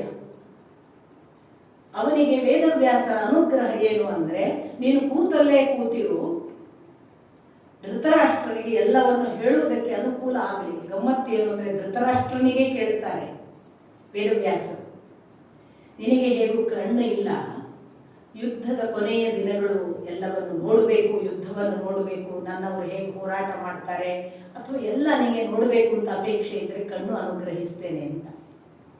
ಧೃತರಾಷ್ಟ್ರ ಹೇಳ್ತಾನೆ ನನಗೆ ಕಣ್ಣು ಬೇಡಪ್ಪ, ಅಂದ್ರೆ ಅವನಿಗೆ ಚೆನ್ನಾಗಿ ಗೊತ್ತು ತಾನು ದುರಂತ ನೋಡ್ಲಿಕ್ಕಿದ್ದೇನೆ ಅಂತ. ನನಗೆ ಕಣ್ಣು ಬೇಡಪ್ಪ, ಆದ್ರೆ ನನಗೆ ಅದು ಹೇಗೆ ನಡೀತಿದೆಯೋ ಹಾಗೆಯೇ ಕೇಳುವ ಒಂದು ಅನುಗ್ರಹ ಮಾಡು. ಇದೊಂದು ಭಾರಿ ಇಂಟ್ರೆಸ್ಟಿಂಗ್ ಹೌದಾ ಅಲ್ವಾ? ಬಹಳ ದೊಡ್ಡ ವಿಜ್ಞಾನ. ಸಂಜಯನಿಗೆ ಆ ಅನುಗ್ರಹವನ್ನು ಮಾಡಲಾಗ್ತದೆ. ನೋಡಿ, ನಮ್ಮಲ್ಲಿ ಇವಾಗ ವೀಕ್ಷಕ ಒಬ್ಬ ವರದಿ ಮಾಡ್ತಾನೆ ಅಂದ್ರೆ ಅವ ಅಲ್ಲಿ ನಡೆಯುವಲ್ಲಿ ಇರ್ಬೇಕು ಅಲ್ವಾ? ನಾವು ಇಲ್ಲಿ ಇದ್ದು ಅವನಲ್ಲಿ ಕ್ರಿಕೆಟ್ ನಡೀತದೋ ಅಲ್ಲೊಂದು ಯುದ್ಧ ನಡೀತೋ ಅಲ್ಲಿ ಇರ್ಬೇಕು. ಅಲ್ಲಿ ಇದ್ದವನು ನಮಗೆ ಇಲ್ಲಿ ಹೇಳಬಹುದು, ಹೀಗೊಂದು ನಡೀತಿದೆ, ಇಂಥದ್ದು ನಡೀತಾ ಇದೆ, ಇಂಥದ್ದು ನೋಡಿ. ಇಲ್ಲಿ ಆಶ್ಚರ್ಯ, ಸಂಜಯ ಅಲ್ಲಿ ಇರುವುದಿಲ್ಲ, ಇರುವುದು ಧೃತರಾಷ್ಟ್ರನ ಪಕ್ಕ. ವೇದವ್ಯಾಸರು ಹೇಳ್ತಾರೆ ನಿನಗೆ ಯುದ್ಧರಂಗದಲ್ಲಿ ಏನೇನು ನಡೀತದೆ ಅಷ್ಟು ಕಾಣ್ತದೆ ಅಂತ. ನಮಗೆ ಗೊತ್ತಿಲ್ಲದ ಯಾವುದೋ ಒಂದು ವಿಜ್ಞಾನ ಆ ಕಾಲಕ್ಕೆ ಇತ್ತು, ಕಾಣಿಸುವ ವಿದ್ಯೆ. ನಮಗೆ ಬೇಕಾದದ್ದನ್ನು ಎಲ್ಲಿದ್ದೇವೋ ಅಲ್ಲಿಂದ ಕಾಣಬಹುದಾದ ಒಂದು ಯಾವುದೋ ಕಣ್ಣು ನಮ್ಮ ಹ್ಯೂಮನ್ ಪಾಸಿಬಿಲಿಟಿಯಲ್ಲಿ ಇತ್ತು. ನಾವು ಅನೇಕ ಕಳ್ಕೊಂಡಿದ್ದೇವೆ, ಬಹುಶಃ ಅದು ಕಳ್ಕೊಂಡಿದ್ದೀವಿ. ಯಾಕೆ ಅಂದ್ರೆ ಧೃತರಾಷ್ಟ್ರ ಕೇಳುವಾಗ ಯುದ್ಧರಂಗದ ಅಷ್ಟು ವಿವರವನ್ನು ಇನ್ಕ್ಲೂಡಿಂಗ್ ಭಗವದ್ಗೀತೆ ಅಷ್ಟು ಅರ್ಜುನನಿಗೆ ಹೇಳಿದ ಸಾರಾಂಶವಾದ ಪ್ರತಿ ಶ್ಲೋಕಗಳನ್ನು ಇವ ಹೇಳ್ತಾನೆ. ಆಗ ಇವ ಕುಸಿದ, ಕೂತ, ರಥದಲ್ಲಿ ಇದ್ದಾನೆ, ಈಗ ಎದ್ದ, ಎಬ್ಬಿಸ್ತಾ ಇದ್ದಾನೆ, ಎಲ್ಲವನ್ನೂ ಹೇಳ್ತಾನೆ. ಅವನಿಗೆ ಕಾಣುತ್ತದೆ. ಇದರ ಅಡ್ವಾನ್ಸ್ ಟೆಕ್ನಾಲಜಿ ನಮ್ಮಲ್ಲಿ ಬೆಳೆದಿದೆ. ಯಾವನೋ ಒಬ್ಬ ಅಲ್ಲಿ ವಿಡಿಯೋ ಇಟ್ಕೊಂಡ್ರೆ ಅಲ್ಲೊಂದು ಆಲಂಬನ ಬೇಕು ನಮ್ಗೆ. ಈಗ ನಮ್ಮ ಒಂದು ವಿಡಿಯೋ ಮಾಡುವ ಒಂದು ತಂತ್ರಜ್ಞಾನದ ಆಲಂಬನ ಬೇಕು. ಅದು ಮೊಬೈಲು, ಕ್ಯಾಮರಾವೋ ಏನೋ ಬೇಕು. ಅದನ್ನು ಕನೆಕ್ಟ್ ಮಾಡುವ ಇನ್ನೊಂದು ತಂತ್ರಜ್ಞಾನದ ಆಲಂಬನ ಇಲ್ಲಿ ನನ್ನ ಹತ್ರ ಇದ್ರೆ ನಾನು ಅವನು ಕೊಟ್ಟದ್ದನ್ನು ನೋಡಬಹುದು. ಈ ಯಾವುದು ಇಲ್ಲದೆ ಒಂದು ನೋಡುವ ಮತ್ತು ಅದನ್ನು ಹೇಳುವ ಸಂಗತಿ ಇದೆಯಲ್ಲ, ಇಂಥದ್ದೊಂದು ವಿದ್ಯೆ ನಮ್ಮ ಪರಂಪರೆಯಲ್ಲಿ ಇತ್ತು ಅಂತ ಕಾಣ್ತದೆ. ಕಾಣಬೇಕು ಅಂತ ನಮಗೆ ಆ ಹಸಿವು ತುಡಿತ ಆದಾಗ ಭಗವಂತನೋ ಋಷಿ ಸದೃಶರೋ ಅನುಗ್ರಹ ಮಾಡಿದ್ರೆ ಕಾಣ್ಲಿಕ್ಕೆ ಆಗ್ತಿತ್ತು, ಕಾಣ್ತದೆ. ಬಹುಶಃ ವಾಲ್ಮೀಕಿಗಳಿಗೆ ಇಂಥದೊಂದು ಬ್ರಹ್ಮಾನುಗ್ರಹ ಆಯಿತು, ಕಾಣುವಂಥದ್ದು. ಆದ್ದರಿಂದಲೇ ವಾಲ್ಮೀಕಿಗಳ ಜೀವನದ ಒಂದಿಷ್ಟು ಭಾಗವನ್ನ ನೀವು ನೋಡಿದ್ರೆ ಅವರು ಸ್ಪಷ್ಟವಾಗಿ ಹೇಳ್ತಾರೆ ತಾನು ನೋಡಿದ್ದು ಸುಮಾರು 16ರ ಮೇಲೆ ಅಂತ. ಆ ಕಾರಣಕ್ಕೆ ನೋಡಿ ರಾಮಾಯಣದಲ್ಲಿ 16ರವರೆಗೆ ಬಾಲ್ಯದ ವಿವರಗಳಿಲ್ಲ. ಹೇಳ್ತಾರೆ ಬಾಲಕಾಂಡದಲ್ಲಿ ಬಾಲ್ಯದ ವಿವರಣೆಗಳಿಲ್ಲ. ಇರುವುದು ನೇರವಾಗಿ 16ರ ಮೇಲಿನ ವಿವರಣೆಗಳು. ಯಾವಾಗ ವಿಶ್ವಾಮಿತ್ರರು ಬಂದು ಕರ್ಕೊಂಡು ಹೋದ್ರು ಅಲ್ಲಿಂದ ಕಾಣಿಸುವ ಹೊತ್ತಿಗೆ ಇಷ್ಟಾಗಿತ್ತು ಕಾಣ್ತದೆ ಅವನದ್ದು ಆಯುಸ್ಸು. ರಾಮ ಅಷ್ಟು ಬೆಳೆದಿದ್ದಾನೆ, ಇವರಿಗೆ ಕಾಣಲಿಕ್ಕೆ ಶುರುವಾಗುವಾಗ. ಇವೆಲ್ಲ ನನ್ನ ಅನುಮಾನಗಳು, ಹೀಗಿರಬಹುದು ಅಂತ. ಈ ತರದ ಸ್ಥಿತಿಯಲ್ಲಿ ವಾಲ್ಮೀಕಿಗಳು ರಾಮನನ್ನು ನಮಗೆ ತೋರಿಸಲಿಕ್ಕೆ ಶುರು ಮಾಡ್ತಾರಲ್ಲ, ಈ ರಾಮನನ್ನು ತೋರಿಸುವ ಒಂದು ವಿವರಣೆಯನ್ನು, ಅದು ಎಷ್ಟು ಇಂಟ್ರೆಸ್ಟಿಂಗ್ ಆದ್ರೆ ಇನ್ನೊಂದು ಭಾಗ, ಈ ತರ ತನ್ನ ಒಳಗೆ ರಾಮ ಕಾಣಿಸಿದ್ದನ್ನು ಅವರು ಛಂದಸ್ಸು ತನಗೆ ಒಲಿದ ಛಂದಸ್ಸಿನಲ್ಲಿ ಬರೆಯುವುದು ಅಂದ್ರೆ ಅಕ್ಷರ ರೂಪದಲ್ಲಿ ಬರೆಯುವುದಲ್ಲ, ಕಂಠಸ್ಥ ಮಾಡುವುದು. ಅದನ್ನು ಅವರು ಆಗ ಹೇಳಿದ್ದು, ತನಗೆ ಏನು ತನ್ನೊಳಗೆ ರಚನೆ ಆಯಿತು ಅದನ್ನೆಲ್ಲ ಹೇಳಲಿಕ್ಕೆ ಯಾರು ಅಂತ ಹುಡುಕಿದಾಗ ನೀವು ಗಮನಿಸಬೇಕು, ಲವಕುಶರಿಗೆ ಹೇಳಿದ್ದು. ಈ ಲವಕುಶರುಗಳು ಅದನ್ನು ಎಷ್ಟು ತಮ್ಮ ಕಂಠಪಾಠ ಮಾಡಿ ಅದರಲ್ಲಿ ಎಷ್ಟು ಪ್ರಸಿದ್ಧಿ ಪಡೆದ್ರು ಅಂದ್ರೆ, ಅವರು ಆ ಕಾಲಕ್ಕೇನೆ ಅಲ್ಲಲ್ಲಿ ಹೇಳ್ತಿದ್ರಂತೆ. ಹೇಳಿದ್ರೆ ಅವ್ರು ಎಷ್ಟು ಆಪ್ತವಾಗ್ತಿರ್ತಿತ್ತು, ಕೇಳಿದವ್ರು ಎಷ್ಟು ಮನಸ್ಸೊಲ್ತಿದ್ರು ಅಂದ್ರೆ ತಮ್ಮಲ್ಲಿ ಇದ್ದದನ್ನೆಲ್ಲ ಅವನಿಗೆ ದಾನ ಧರ್ಮ ಮಾಡುವಷ್ಟು ಅವ್ರಿಗೆ ಕೊಡ್ತಿದ್ರು ಅಂತ. ಏನ್ ಹುಡುಗರು ಎಷ್ಟು ಚೆನ್ನಾಗಿ ಹಾಡ್ತಾರೆ, ಎಷ್ಟು ಚೆನ್ನಾಗಿ ಹೇಳ್ತಾರೆ ರಾಮನ ಕಥೆ, ಏನು ಕಲ್ತಿದ್ದಾರೆ, ಎಲ್ಲಿಂದ ಬಂತು ಈ ಮಕ್ಕಳಿಗೆ ಅಂತ ಹೇಳಿ ಆ ಮಕ್ಕಳನ್ನು ಕೊಂಡಾಡಿ ಎಲ್ಲ ಕೊಡ್ತಿದ್ರಂತೆ. ಹಾಗೆ ರಾಮನ ಕಥೆಯನ್ನು ವೆರಿ ಇಂಟ್ರೆಸ್ಟಿಂಗ್ಲಿ ಹೀಗೆ ತಮ್ಮ ಪಾಡಿಗೆ ದಾರಿಯಲ್ಲಿ ಬೀದಿ ಗಲ್ಲಿಗಳಲ್ಲಿ ಹಾಡ್ತಾ ಇರುವ ಈ ಇಬ್ರು ಹುಡುಗರನ್ನು ಇದೇ ರಾಮಚಂದ್ರ ಒಂದು ದಿನ ಕೇಳ್ತಾನೆ. ತನ್ನ ಯಾವುದೋ ಪ್ರಯಾಣದಲ್ಲಿ ಕೇಳಿದಾಗ ಅವನಿಗೇನು ಬಹಳ ಆಸಕ್ತಿದಾಯಕ ಅನ್ನಿಸ್ತದೆ. ಅವರನ್ನು ತಾನು ತನ್ನ ಅರಮನೆಗೆ ಕರ್ಕೊಂಡು ಬಂದು ಭರತ, ಶತ್ರುಘ್ನ, ಲಕ್ಷ್ಮಣಾದಿಗಳನ್ನು ಕೂಡಿಸಿ ಬಂದ್ರು, ಈ ಹುಡುಗರು ಬಹಳ ಏನೋ ಹೇಳ್ತಾರೆ. ಗಮನಿಸಬೇಕು, ಹೇಳುವ ಮಕ್ಕಳು ತನ್ನವರು ಅಂತ ರಾಮಚಂದ್ರನಿಗೆ ಗೊತ್ತಿಲ್ಲ, ಹೇಳುವ ಕಥೆ ತನ್ನ ಕುರಿತು ಅಂತ ಗೊತ್ತಿಲ್ಲ, ಕೇಳುವವನು ತಮ್ಮ ಅಪ್ಪ ಅಂತ ಈ ಮಕ್ಕಳಿಗೆ ಗೊತ್ತಿಲ್ಲ, ತಾವು ಹೇಳ್ತಾ ಇರುವ ಕಥೆ ಇವನದ್ದೇ ಅಂತಲೂ ಮಕ್ಕಳಿಗೆ ಗೊತ್ತಿಲ್ಲ. ನಮ್ಮ ಬದುಕು ಹಾಗೆ ಅಲ್ವಾ? ನಾವೆಲ್ಲ ಆಕ್ಚುಲಿ ಎದುರಿಗೆ ರಾಮನನ್ನು ಕೂಡಿಸಿಕೊಂಡು ಹಾಡ್ತೀವಿ, ನಮಗೆ ರಾಮ ಇದ್ದಾನೆ ಅಂತ ಗೊತ್ತಿಲ್ಲ. ರಾಮನಿಗೆ ಚೆನ್ನಾಗಿ ಗೊತ್ತಿದೆ ಇವರು ರಾಮನ ಕಥೆಯನ್ನು ಚೆನ್ನಾಗಿ ಹೇಳ್ತಿದ್ದಾರೆ ಅಂತ, ಆದ್ರೂ ಗೊತ್ತಿಲ್ಲದ ಹಾಗೆ ನಟಿಸ್ತಾರೆ. ಈ ಮಕ್ಕಳು ನನ್ನ ಕುರಿತೇ ಹೇಳ್ತಾರೆ ಅಂತ ಸಂತೋಷ ಪಟ್ಟೆ ಅವನು ತನ್ನ ಮನೆಗೆ ಕರ್ಕೊಳ್ತಾನೆ, ಆದ್ರೂ ಗೊತ್ತಿಲ್ಲದ ಹಾಗೆ ಮಾಡ್ತಾನೆ. ಇದು ಭಗವಂತ ಭಕ್ತರ ಜೊತೆಗೆ ಮಕ್ಕಳ ಜೊತೆಗೆ ಇರುವ ಕ್ರಮ. ಆಮೇಲೆ ಇನ್ನೂ ಬಹಳ ಮುಖ್ಯವಾದದ್ದು, ನಾನು ಇದನ್ನು ಅನೇಕ ಸಂದರ್ಭಗಳಲ್ಲಿ ಹೇಳ್ತೇನೆ, ನಮ್ಮ ಪುರಾಣ ಗ್ರಂಥಗಳೆಲ್ಲ, ನಮ್ಮ ಪ್ರಾಚೀನ ಪಾರಂಪರಿಕ ಗ್ರಂಥಗಳಲ್ಲೆಲ್ಲ ಒಂದು 3 ಕಾಲವನ್ನು ಬೆಸೆಯುವ ಒಂದು ವಿಶೇಷ ಸಂಗತಿ ಇದೆ. ನೋಡಿ, ನೀವು ಎಲ್ಲೇ ಮಹಾಭಾರತಕ್ಕೆ ಬಂದಲ್ಲಿ ವೈಶಂಪಾಯನರು ಜನಮೇಜಯನಿಗೆ ಕಥೆ ಹೇಳುವುದು. ಆ ವೈಶಂಪಾಯನರು ಜನಮೇಜಯನ ಕಥೆಯನ್ನು ಹೇಳ್ತಾ ಇದ್ದ ಹಾಗೇನೆ ಶೌನಕಾದಿಗಳು ಸೂತ ಪುರಾಣಿಕರದ್ದು ಒಂದು ಕಾನ್ವರ್ಸೇಷನ್ ನಡೀತಾ ಇರ್ತದೆ. ಅಲ್ಲಿಂದ ಅದು ಅವರ ಪಾಸ್ಟಿನಲ್ಲಿ ಎಲ್ಲಿ ಪ್ರಾರಂಭ ಆಗಿದೆ ಅವ್ರ ಕಥೆ ಹೇಳ್ತಾರೆ. ಇದಕ್ಕೂ ಮೂಲದಲ್ಲಿ ಯಾರೋ ಬ್ರಹ್ಮ ನಾರದ ಹೇಳಿದ ಒಂದು ಮೂಲ ಬರುತ್ತೆ. ಸೇಮ್ ಇಲ್ಲಿ ರಾಮಾಯಣ ಕೂಡ. ರಾಮಾಯಣದಲ್ಲಿ ಬ್ರಹ್ಮ ನಾರದರಿಗೆ ಕಥೆ ಹೇಳಿದ್ರು, ಆ ನಾರದರು ಅದನ್ನು ವಾಲ್ಮೀಕಿಗಳಿಗೆ ಹೇಳಿದ್ರು, ಆ ವಾಲ್ಮೀಕಿಗಳು ಅದನ್ನು ಲವಕುಶರಿಗೆ ಹೇಳಿದ್ರು. ಗಮನಿಸಬೇಕು, ವಾಲ್ಮೀಕಿಗಳು ರಾಮನ ಕಾಲದವರು, ವರ್ತಮಾನ ಇದೆ ಅಲ್ಲಿ. ಹೇಳ್ತಾ ಇರುವುದು ಲವಕುಶರಿಗೆ, ಈಗಾಗಲೇ ಆಗಿ ಹೋದ ಕಥೆ ಅಂತ ಅವರಿಗೆ ಗೊತ್ತಾಗ್ತಾ ಇದೆ ಲವಕುಶರಿಗೆ. ಅಂದ್ರೆ ಅವರ ಭೂತಕಾಲ ಅದು. ಲವಕುಶರ ಭೂತಕಾಲ ಅಂದ್ರೆ ಭವಿಷ್ಯದ ಇಬ್ಬರು ಮಕ್ಕಳು ತಮ್ಮ ಭೂತಕಾಲದ ಕಥೆಯನ್ನು ವರ್ತಮಾನದಲ್ಲಿ ಕಂಡ ಒಬ್ಬ ವ್ಯಕ್ತಿ ವಾಲ್ಮೀಕಿಗಳಿಂದ ಕೇಳ್ತಿದ್ದಾರೆ. ತ್ರಿಕಾಲ ಜ್ಞಾನಿಗಳು ಅಂದ್ರೆ ಹೀಗೆ, ಅವರು 3 ಕಾಲವನ್ನ ಬೆಸೆದು ಕೊಡ್ತಾರೆ ಕಟ್ಟಿಕೊಡುವಾಗ. ಹೀಗೊಂದು 3 ಕಾಲವನ್ನು ಬೆಸೆದು ಕಟ್ಟಿಕೊಡುವ ಲವಕುಶರ ಮುಖಾಂತರ ಕಥೆ ನಮಗೆ ಪ್ರಕಟ ಆಗುತ್ತೆ. ಇದನ್ನು ಕೇಳ್ತಾ ಹೋದ ಹಾಗೆ ರಾಮಾಯಣ ತನ್ನ ಕಥೆಯನ್ನು ತೆರೆದುಕೊಳ್ಳುತ್ತದೆ. ದಶರಥ ಇದ್ದ, ಅಯೋಧ್ಯೆಯಲ್ಲಿದ್ದ, ನಿಮಗೆಲ್ಲ ಗೊತ್ತಿದೆ. ನಾನು ಬಹಳ ಬಾರಿ ತುಂಬಾ ಬೇಸರದಿಂದ ಹೇಳ್ತೀನಿ, ನಾವು ಇತ್ತೀಚೆಗೆ ಒಂದು ಪಾರಂಪರಿಕವಾಗಿ ಒಂದು ಸುಳ್ಳನ್ನು ಹೇಳ್ತಾ ಬರ್ತಾ ಇದ್ದೇವೆ. ಏನಂದ್ರೆ ಎಲ್ಲರಿಗೂ ರಾಮಾಯಣ ಕಥೆ ಗೊತ್ತಿದೆ ಅಂತ. ಗೊತ್ತಿಲ್ಲ, ನಮಗೆ ಗೊತ್ತಿಲ್ಲ. ನಮಗೆ ಗೊತ್ತಿರೋದು ಯಾವುದೋ ಯಕ್ಷಗಾನದ ಒಂದು ಪೀಸ್ ನೋಡಿರ್ತೀವಿ, ಅಷ್ಟರ ಮಟ್ಟಿಗೆ ಕಥೆ. ಇನ್ಯಾರೋ ಒಂದು ಕಥೆಯನ್ನ ಎಲ್ಲೋ ಹೇಳಿರ್ತಾರೆ ಹರಿಕಥೆಯಲ್ಲಿ, ಅದಷ್ಟು ಭಾಗ. ಇನ್ಯಾವುದೋ ಸಂದರ್ಭ ಬಂದಾಗ ನಮ್ಮ ಮನೆಯಲ್ಲಿ ಹಾಗಂತೆ ಯಾವುದೋ ಒಂದು ಕಥೆ ಹೇಳಿರ್ತಾರೆ. ಅದು ಅಖಂಡವಾಗಿ ರಾಮಾಯಣ ನಮಗೆ ಯಾರಿಗೂ ಗೊತ್ತಿಲ್ಲ. ಯಾಕೆ ಅಂದ್ರೆ ನಾವು ರಾಮಾಯಣವನ್ನು ಓದುವುದಿಲ್ಲ. ರಾಮಾಯಣ ಮಹಾಭಾರತಗಳನ್ನು ಓದುವ ಒಂದು ಪರಂಪರೆ ಇತ್ತು ಪ್ರತಿ ಮನೆಗಳಲ್ಲಿ, ಅದು ನಿಲ್ಲಿಸಲಾಗಿದೆ. ಈ ನಿಲ್ಲಿಸುವುದಕ್ಕೆ ಏನು ಕಾರಣ? ನಾವು ಶೋಧಿಸಬೇಕು. ಆತ್ಮಶೋಧನೆ ಮಾಡಿಕೊಳ್ಳಬೇಕು. ಯಾಕೆ ಅಂತ ನೋಡಿ, ರಾಮಾಯಣದಂತಹ ಗ್ರಂಥಗಳನ್ನು, ಮಹಾಭಾರತದಂತಹ ಗ್ರಂಥಗಳನ್ನು ನಮಗೆ ಯಾರಿಗೆ ತಂದು ಕೊಟ್ಟರು, ಅದು ಒಂದು ಜೀವದ ಹಸಿವಾಗಿ ನಮ್ಮ ಒಳಗೆ ಇಳಿಯದೇ ಇದ್ರೆ ನಮಗೆ ಓದಬೇಕು ಅಂತ ಅನ್ಸಕ್ಕೆ ಸಾಧ್ಯನೇ ಇಲ್ಲ. ಎಷ್ಟು ಓದುದಪ್ಪ, ಈಗ ಯಾವಾಗ ಮುಗೀತದೆ ಅಂತ 11 ಸಂಪುಟ ನೋಡಿಯೇ ಕೆಲವರು ಸಾಕು ಇದನ್ನು ಯಾವಾಗ ಓದುವ ಅನ್ನುವ ಚಾನ್ಸೇ ಹೆಚ್ಚು. ಬೇಡ, ಇದು ರಾಮಾಯಣ 11 ಆದ್ರೆ ಅದು 32 ಸಂಪುಟದಲ್ಲಿ ಮಹಾಭಾರತ ಯಾರಪ್ಪ ಓದುದು?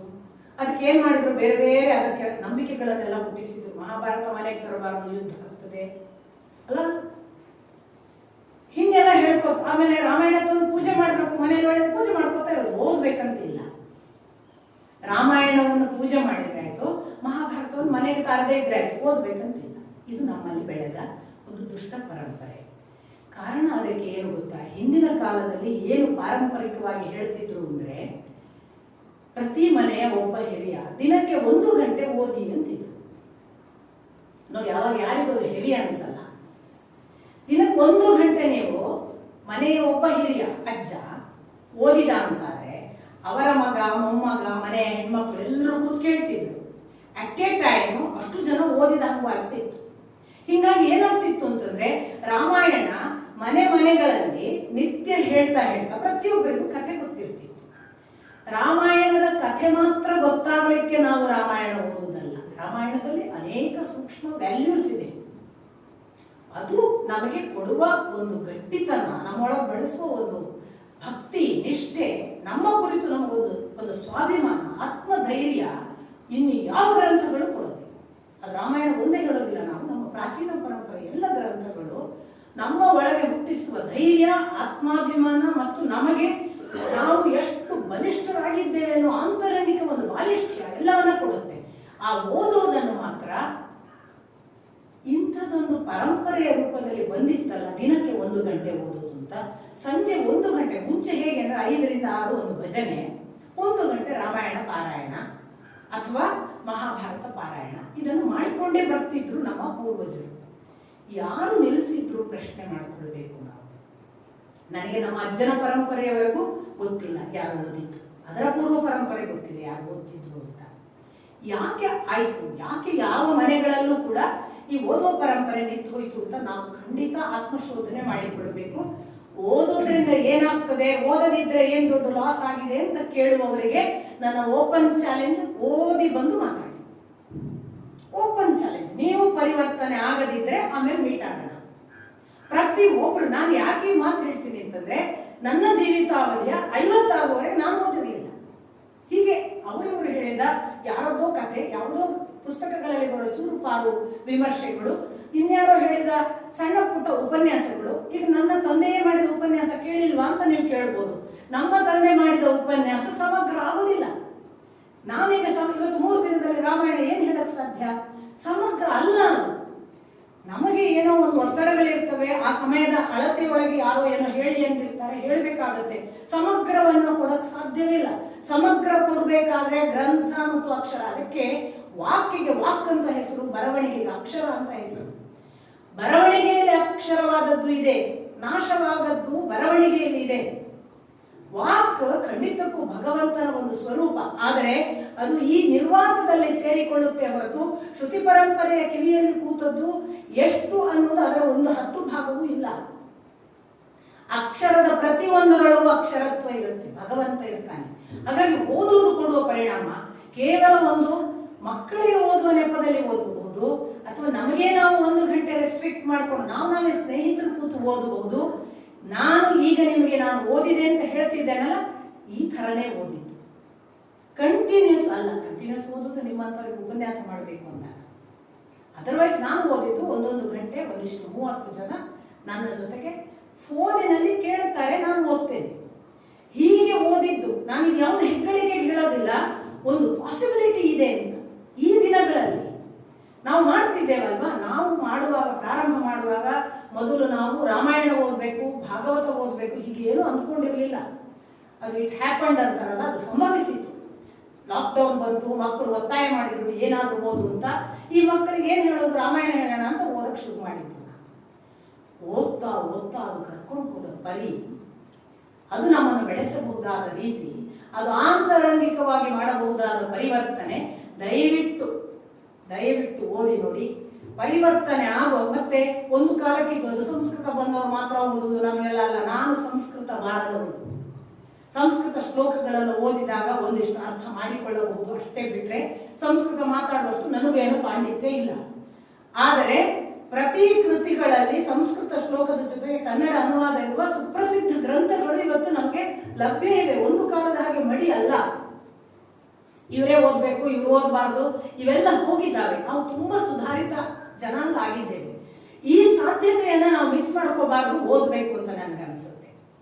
ಹಾಗೆ ತೊಡಗಿದಾಗ ನೋಡಿ, ಶ್ರೀರಾಮಚಂದ್ರನಿಗೆ ಒಂದು ಪ್ರಾರಂಭ ಮಾಡುವುದೇ, ನಾನು ಅದರ ಪೂರ್ವ ಕಥೆಗಳೆಲ್ಲ ನಿಮಗೆ ಗ್ರಂಥವನ್ನು ಸಮಗ್ರ ಓದುವುದೊಂದೇ ಗತಿ.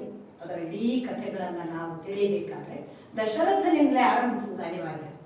ದಶರಥನಿಗಿರುವ 3 ಹೆಂಡಂದಿರು ಅಲ್ಲದೆ ಅವನಿಗಿರುವ 350 ಇತರ ರಾಣಿಯಂದಿರಲ್ಲಿ ಮಕ್ಕಳಾಗಲಿಲ್ಲ. 350 ಹೆಂಡಂದಿರಲ್ಲಿ ಮಕ್ಕಳಾಗಿದೆ, ಆದರೆ ಅಧಿಕೃತವಾದ 3ರಲ್ಲಿ ಮಕ್ಕಳಾಗಲಿಲ್ಲ. ಮತ್ತು ಹಾಗಾಗಿ ತನ್ನ ಮುಂದುವರಿಕೆ ಯಾರು ಅನ್ನೋ ಪ್ರಶ್ನೆ ಇದ್ದಂತಹ ಕಾಲ.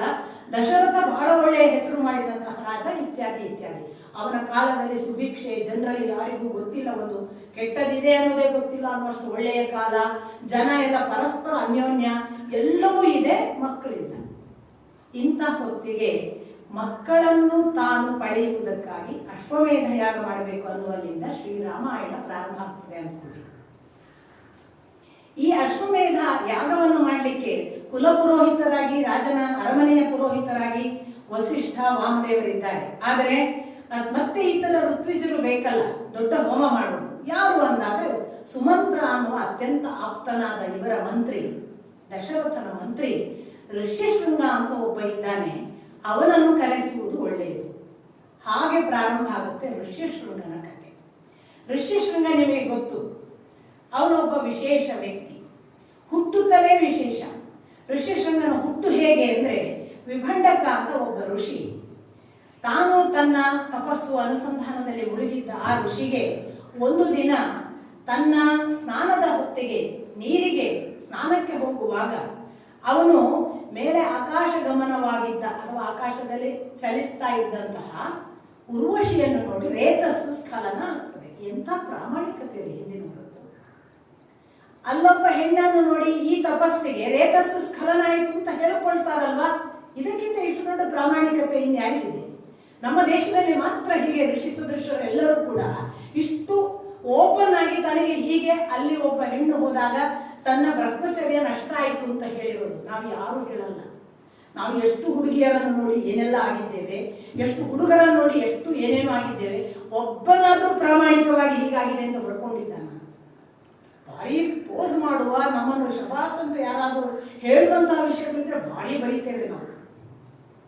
ನನಗೆ ಆ ಹುಡುಗನನ್ನು ಕಂಡಾಗ ಏನೂ ಆಗಲಿಲ್ಲ, ನನ್ನಲ್ಲಿ ಯಾವ ರೋಮಾಂಚನ ಆಗಲಿಲ್ಲ, ನನ್ನಲ್ಲಿ ಯಾವ ಭಾವಸ್ಪಂದನಗಳಾಗಲಿಲ್ಲ, ನಾನು ಗಟ್ಟಿ ಇದ್ದೆ ಅಂತ ಬೇಕಾದಷ್ಟು ಬರ್ಕೋಬಹುದು. ನನಗೆ ಅವನನ್ನು ನೋಡಿದಾಗ ನನಗೆ ಪೂರ್ತಿ ನನ್ನ ಬ್ರಹ್ಮಚರ್ಯ ಹೊರಟು ಹೋಯಿತು, ನನಗೆ ಅವನ ಜೊತೆಗೆ ಮಲಗಿದ ಕಲ್ಪನೆ ಆಯಿತು, ನಾನು ನನ್ನ ಏನು ಕನ್ಯತ್ವ ಇತ್ತು ಕಳ್ಕೊಂಡೆ ಅಂತ ನಾವು ಯಾರೂ ಬರೆಯಲ್ಲ. ಇದು ನಮಗೆ ಸಿಕ್ಕುವುದು ನಮ್ಮ ಭಾರತೀಯ ಪರಂಪರೆಯ ಋಷಿ ಪರಂಪರೆಯಲ್ಲಿ ಮಾತ್ರ. ಏನು ಓಪನ್ನೆಸ್! ಭಗವಂತನ ಜೊತೆಗೆ ಗುಟ್ಟುಗಳಿಲ್ಲ. ನಾವು ಭಗವಂತನ ಜೊತೆಗೆ ಇಲ್ಲ, ಆದ್ರಿಂದ ಗುಟ್ಟುಗಳೇ ನಮ್ಮ ಮನೆ. ಭಗವಂತನ ಜೊತೆಗಿರುವವರಿಗೆ ಅವರ ಬಯಲಿನಲ್ಲಿ ಅವರು ಯಾವ ಗುಟ್ಟನ್ನು ಮಾಡಲ್ಲ. ಹಾಗಾಗಿ ಎಷ್ಟು ಓಪನ್ ಆಗಿ ವಿಭಂಡಕನ ವ್ಯವಸ್ಥೆಯನ್ನ ಅಥವಾ ಆ ಸ್ಥಿತಿಯಲ್ಲಿ ಅವನೇನು ಪಡೆದ, ಅವನಿಗೆ ಏನಾಯ್ತು ಅನ್ನೋದನ್ನು ದಾಖಲಿಸ್ತಾರಲ್ಲ, ಸೊ ಬ್ಯೂಟಿಫುಲ್ ಅಂತ ನಾನು ಭಾವಿಸ್ತೇನೆ. ಇದು ಕೆಲವರಿಗೆ ಸಾಧ್ಯ. ಅದನ್ನೇ ನಾನು ಯಾವಾಗಲೂ ಅಂದ್ಕೊಳ್ಳೋದು, ಈ ಋಷಿತ್ವದಲ್ಲಿರುವ ಟ್ರಾನ್ಸ್ಪರೆನ್ಸಿ ಅವರನ್ನು ಋಷಿಗಳನ್ನಾಗಿ ಮಾಡೋದು. ಆದ್ರಿಂದಲೇ ವಾಲ್ಮೀಕಿಗಳನ್ನು ಕವಿ ಅಂತ ಹೇಳ್ತಾ ಹೋದ್ರೆ ಅವರು ಮಹರ್ಷಿ ಅನ್ನೋದನ್ನು ನಾವು ಅರಿತೇವೆ. ಅವರು ಕವಿಗಳಾಗುವುದು ಎಲ್ಲಿಯವರೆಗೆ ಅಂದ್ರೆ ಆ ಕ್ರೌಂಚದ ದುಃಖ ನೋಡುವವರೆಗೆ ಮಾತ್ರ. ಆನಂತರದ ತಪೋಭಾಗದಲ್ಲಿ ಅವರಿಗೆ ಬ್ರಹ್ಮನ ಅನುಗ್ರಹ ಆಯಿತು ನೋಡಿ, ಅಲ್ಲಿಂದ ಅವರು ಮಹರ್ಷಿಗಳು. ನಿಮಗೆ ಗೊತ್ತಿದೆ, ವಿಶ್ವಾಮಿತ್ರರ ಜೀವನ ಚರಿತ್ರೆಯನ್ನ ನೀವು ಕಥಾ ಸಾರಾಂಶವಾಗಿ ನೋಡಿದ್ರೆ, ಅವನು ಮಹರ್ಷಿ ಅನ್ನುವ ಪದವಿಯನ್ನು ಪಡಿಬೇಕಾದ್ರೆ ಅವನು ಮೊದಲು ರಾಜರ್ಷಿ, ಆಮೇಲೆ ಋಷಿ, ಆಮೇಲೆ ಮಹರ್ಷಿ, ಅದಾದ್ಮೇಲೆ ಅವನು ಬ್ರಹ್ಮರ್ಷಿ. ಇವು ಪದವಿಗಳು, ಸುಮ್ಮನೆ ಡೆಸಿಗ್ನೇಷನ್ಸ್ ಅಲ್ಲ, ಸಂಪಾದಿಸಿದ್ದು.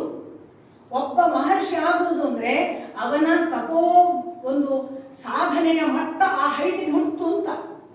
ವಾಲ್ಮೀಕಿಗಳನ್ನು ಮಹರ್ಷಿ ಅನ್ನುವಾಗ ನೆನ್ಪಿಟ್ಕೊಳ್ಬೇಕು, ಅವ್ರು ಬರೀ ಕವಿ ಅಲ್ಲ ಅಂತ. ನಮ್ಮ ದುರಂತ ಏನಾಗಿದೆ ಅಂದ್ರೆ, ಕವಿರಿ ಏನ್ ಚೆನ್ನಾಗಿ ಚಿತ್ರಿಸಿದಾನೆ, ರಾಮನ ನೋಡ್ರಿ ಹಂಗ್ ಹೋಗ್ಬಿಟ್ರು, ರಾಮನ ಪಾತ್ರ ನೋಡ್ರಿ ಅವ್ರ ಬಾಯಿಗೆ ಇಂಥ ಮಾತಾಡಿಸಿದ್ರು, ನೋಡ್ರಿ ಸೀತೆ ಇಂಥ ಮಾತು ಹೇಳುವಾಗ ವಾಲ್ಮೀಕಿಗಳು ಬರೆದ್ರು ಅಂತ ಹೇಳ್ಕೊಂಡು ವಾಲ್ಮೀಕಿಗಳನ್ನೇ ಕೊಂಡಾಡುವುದಲ್ಲ.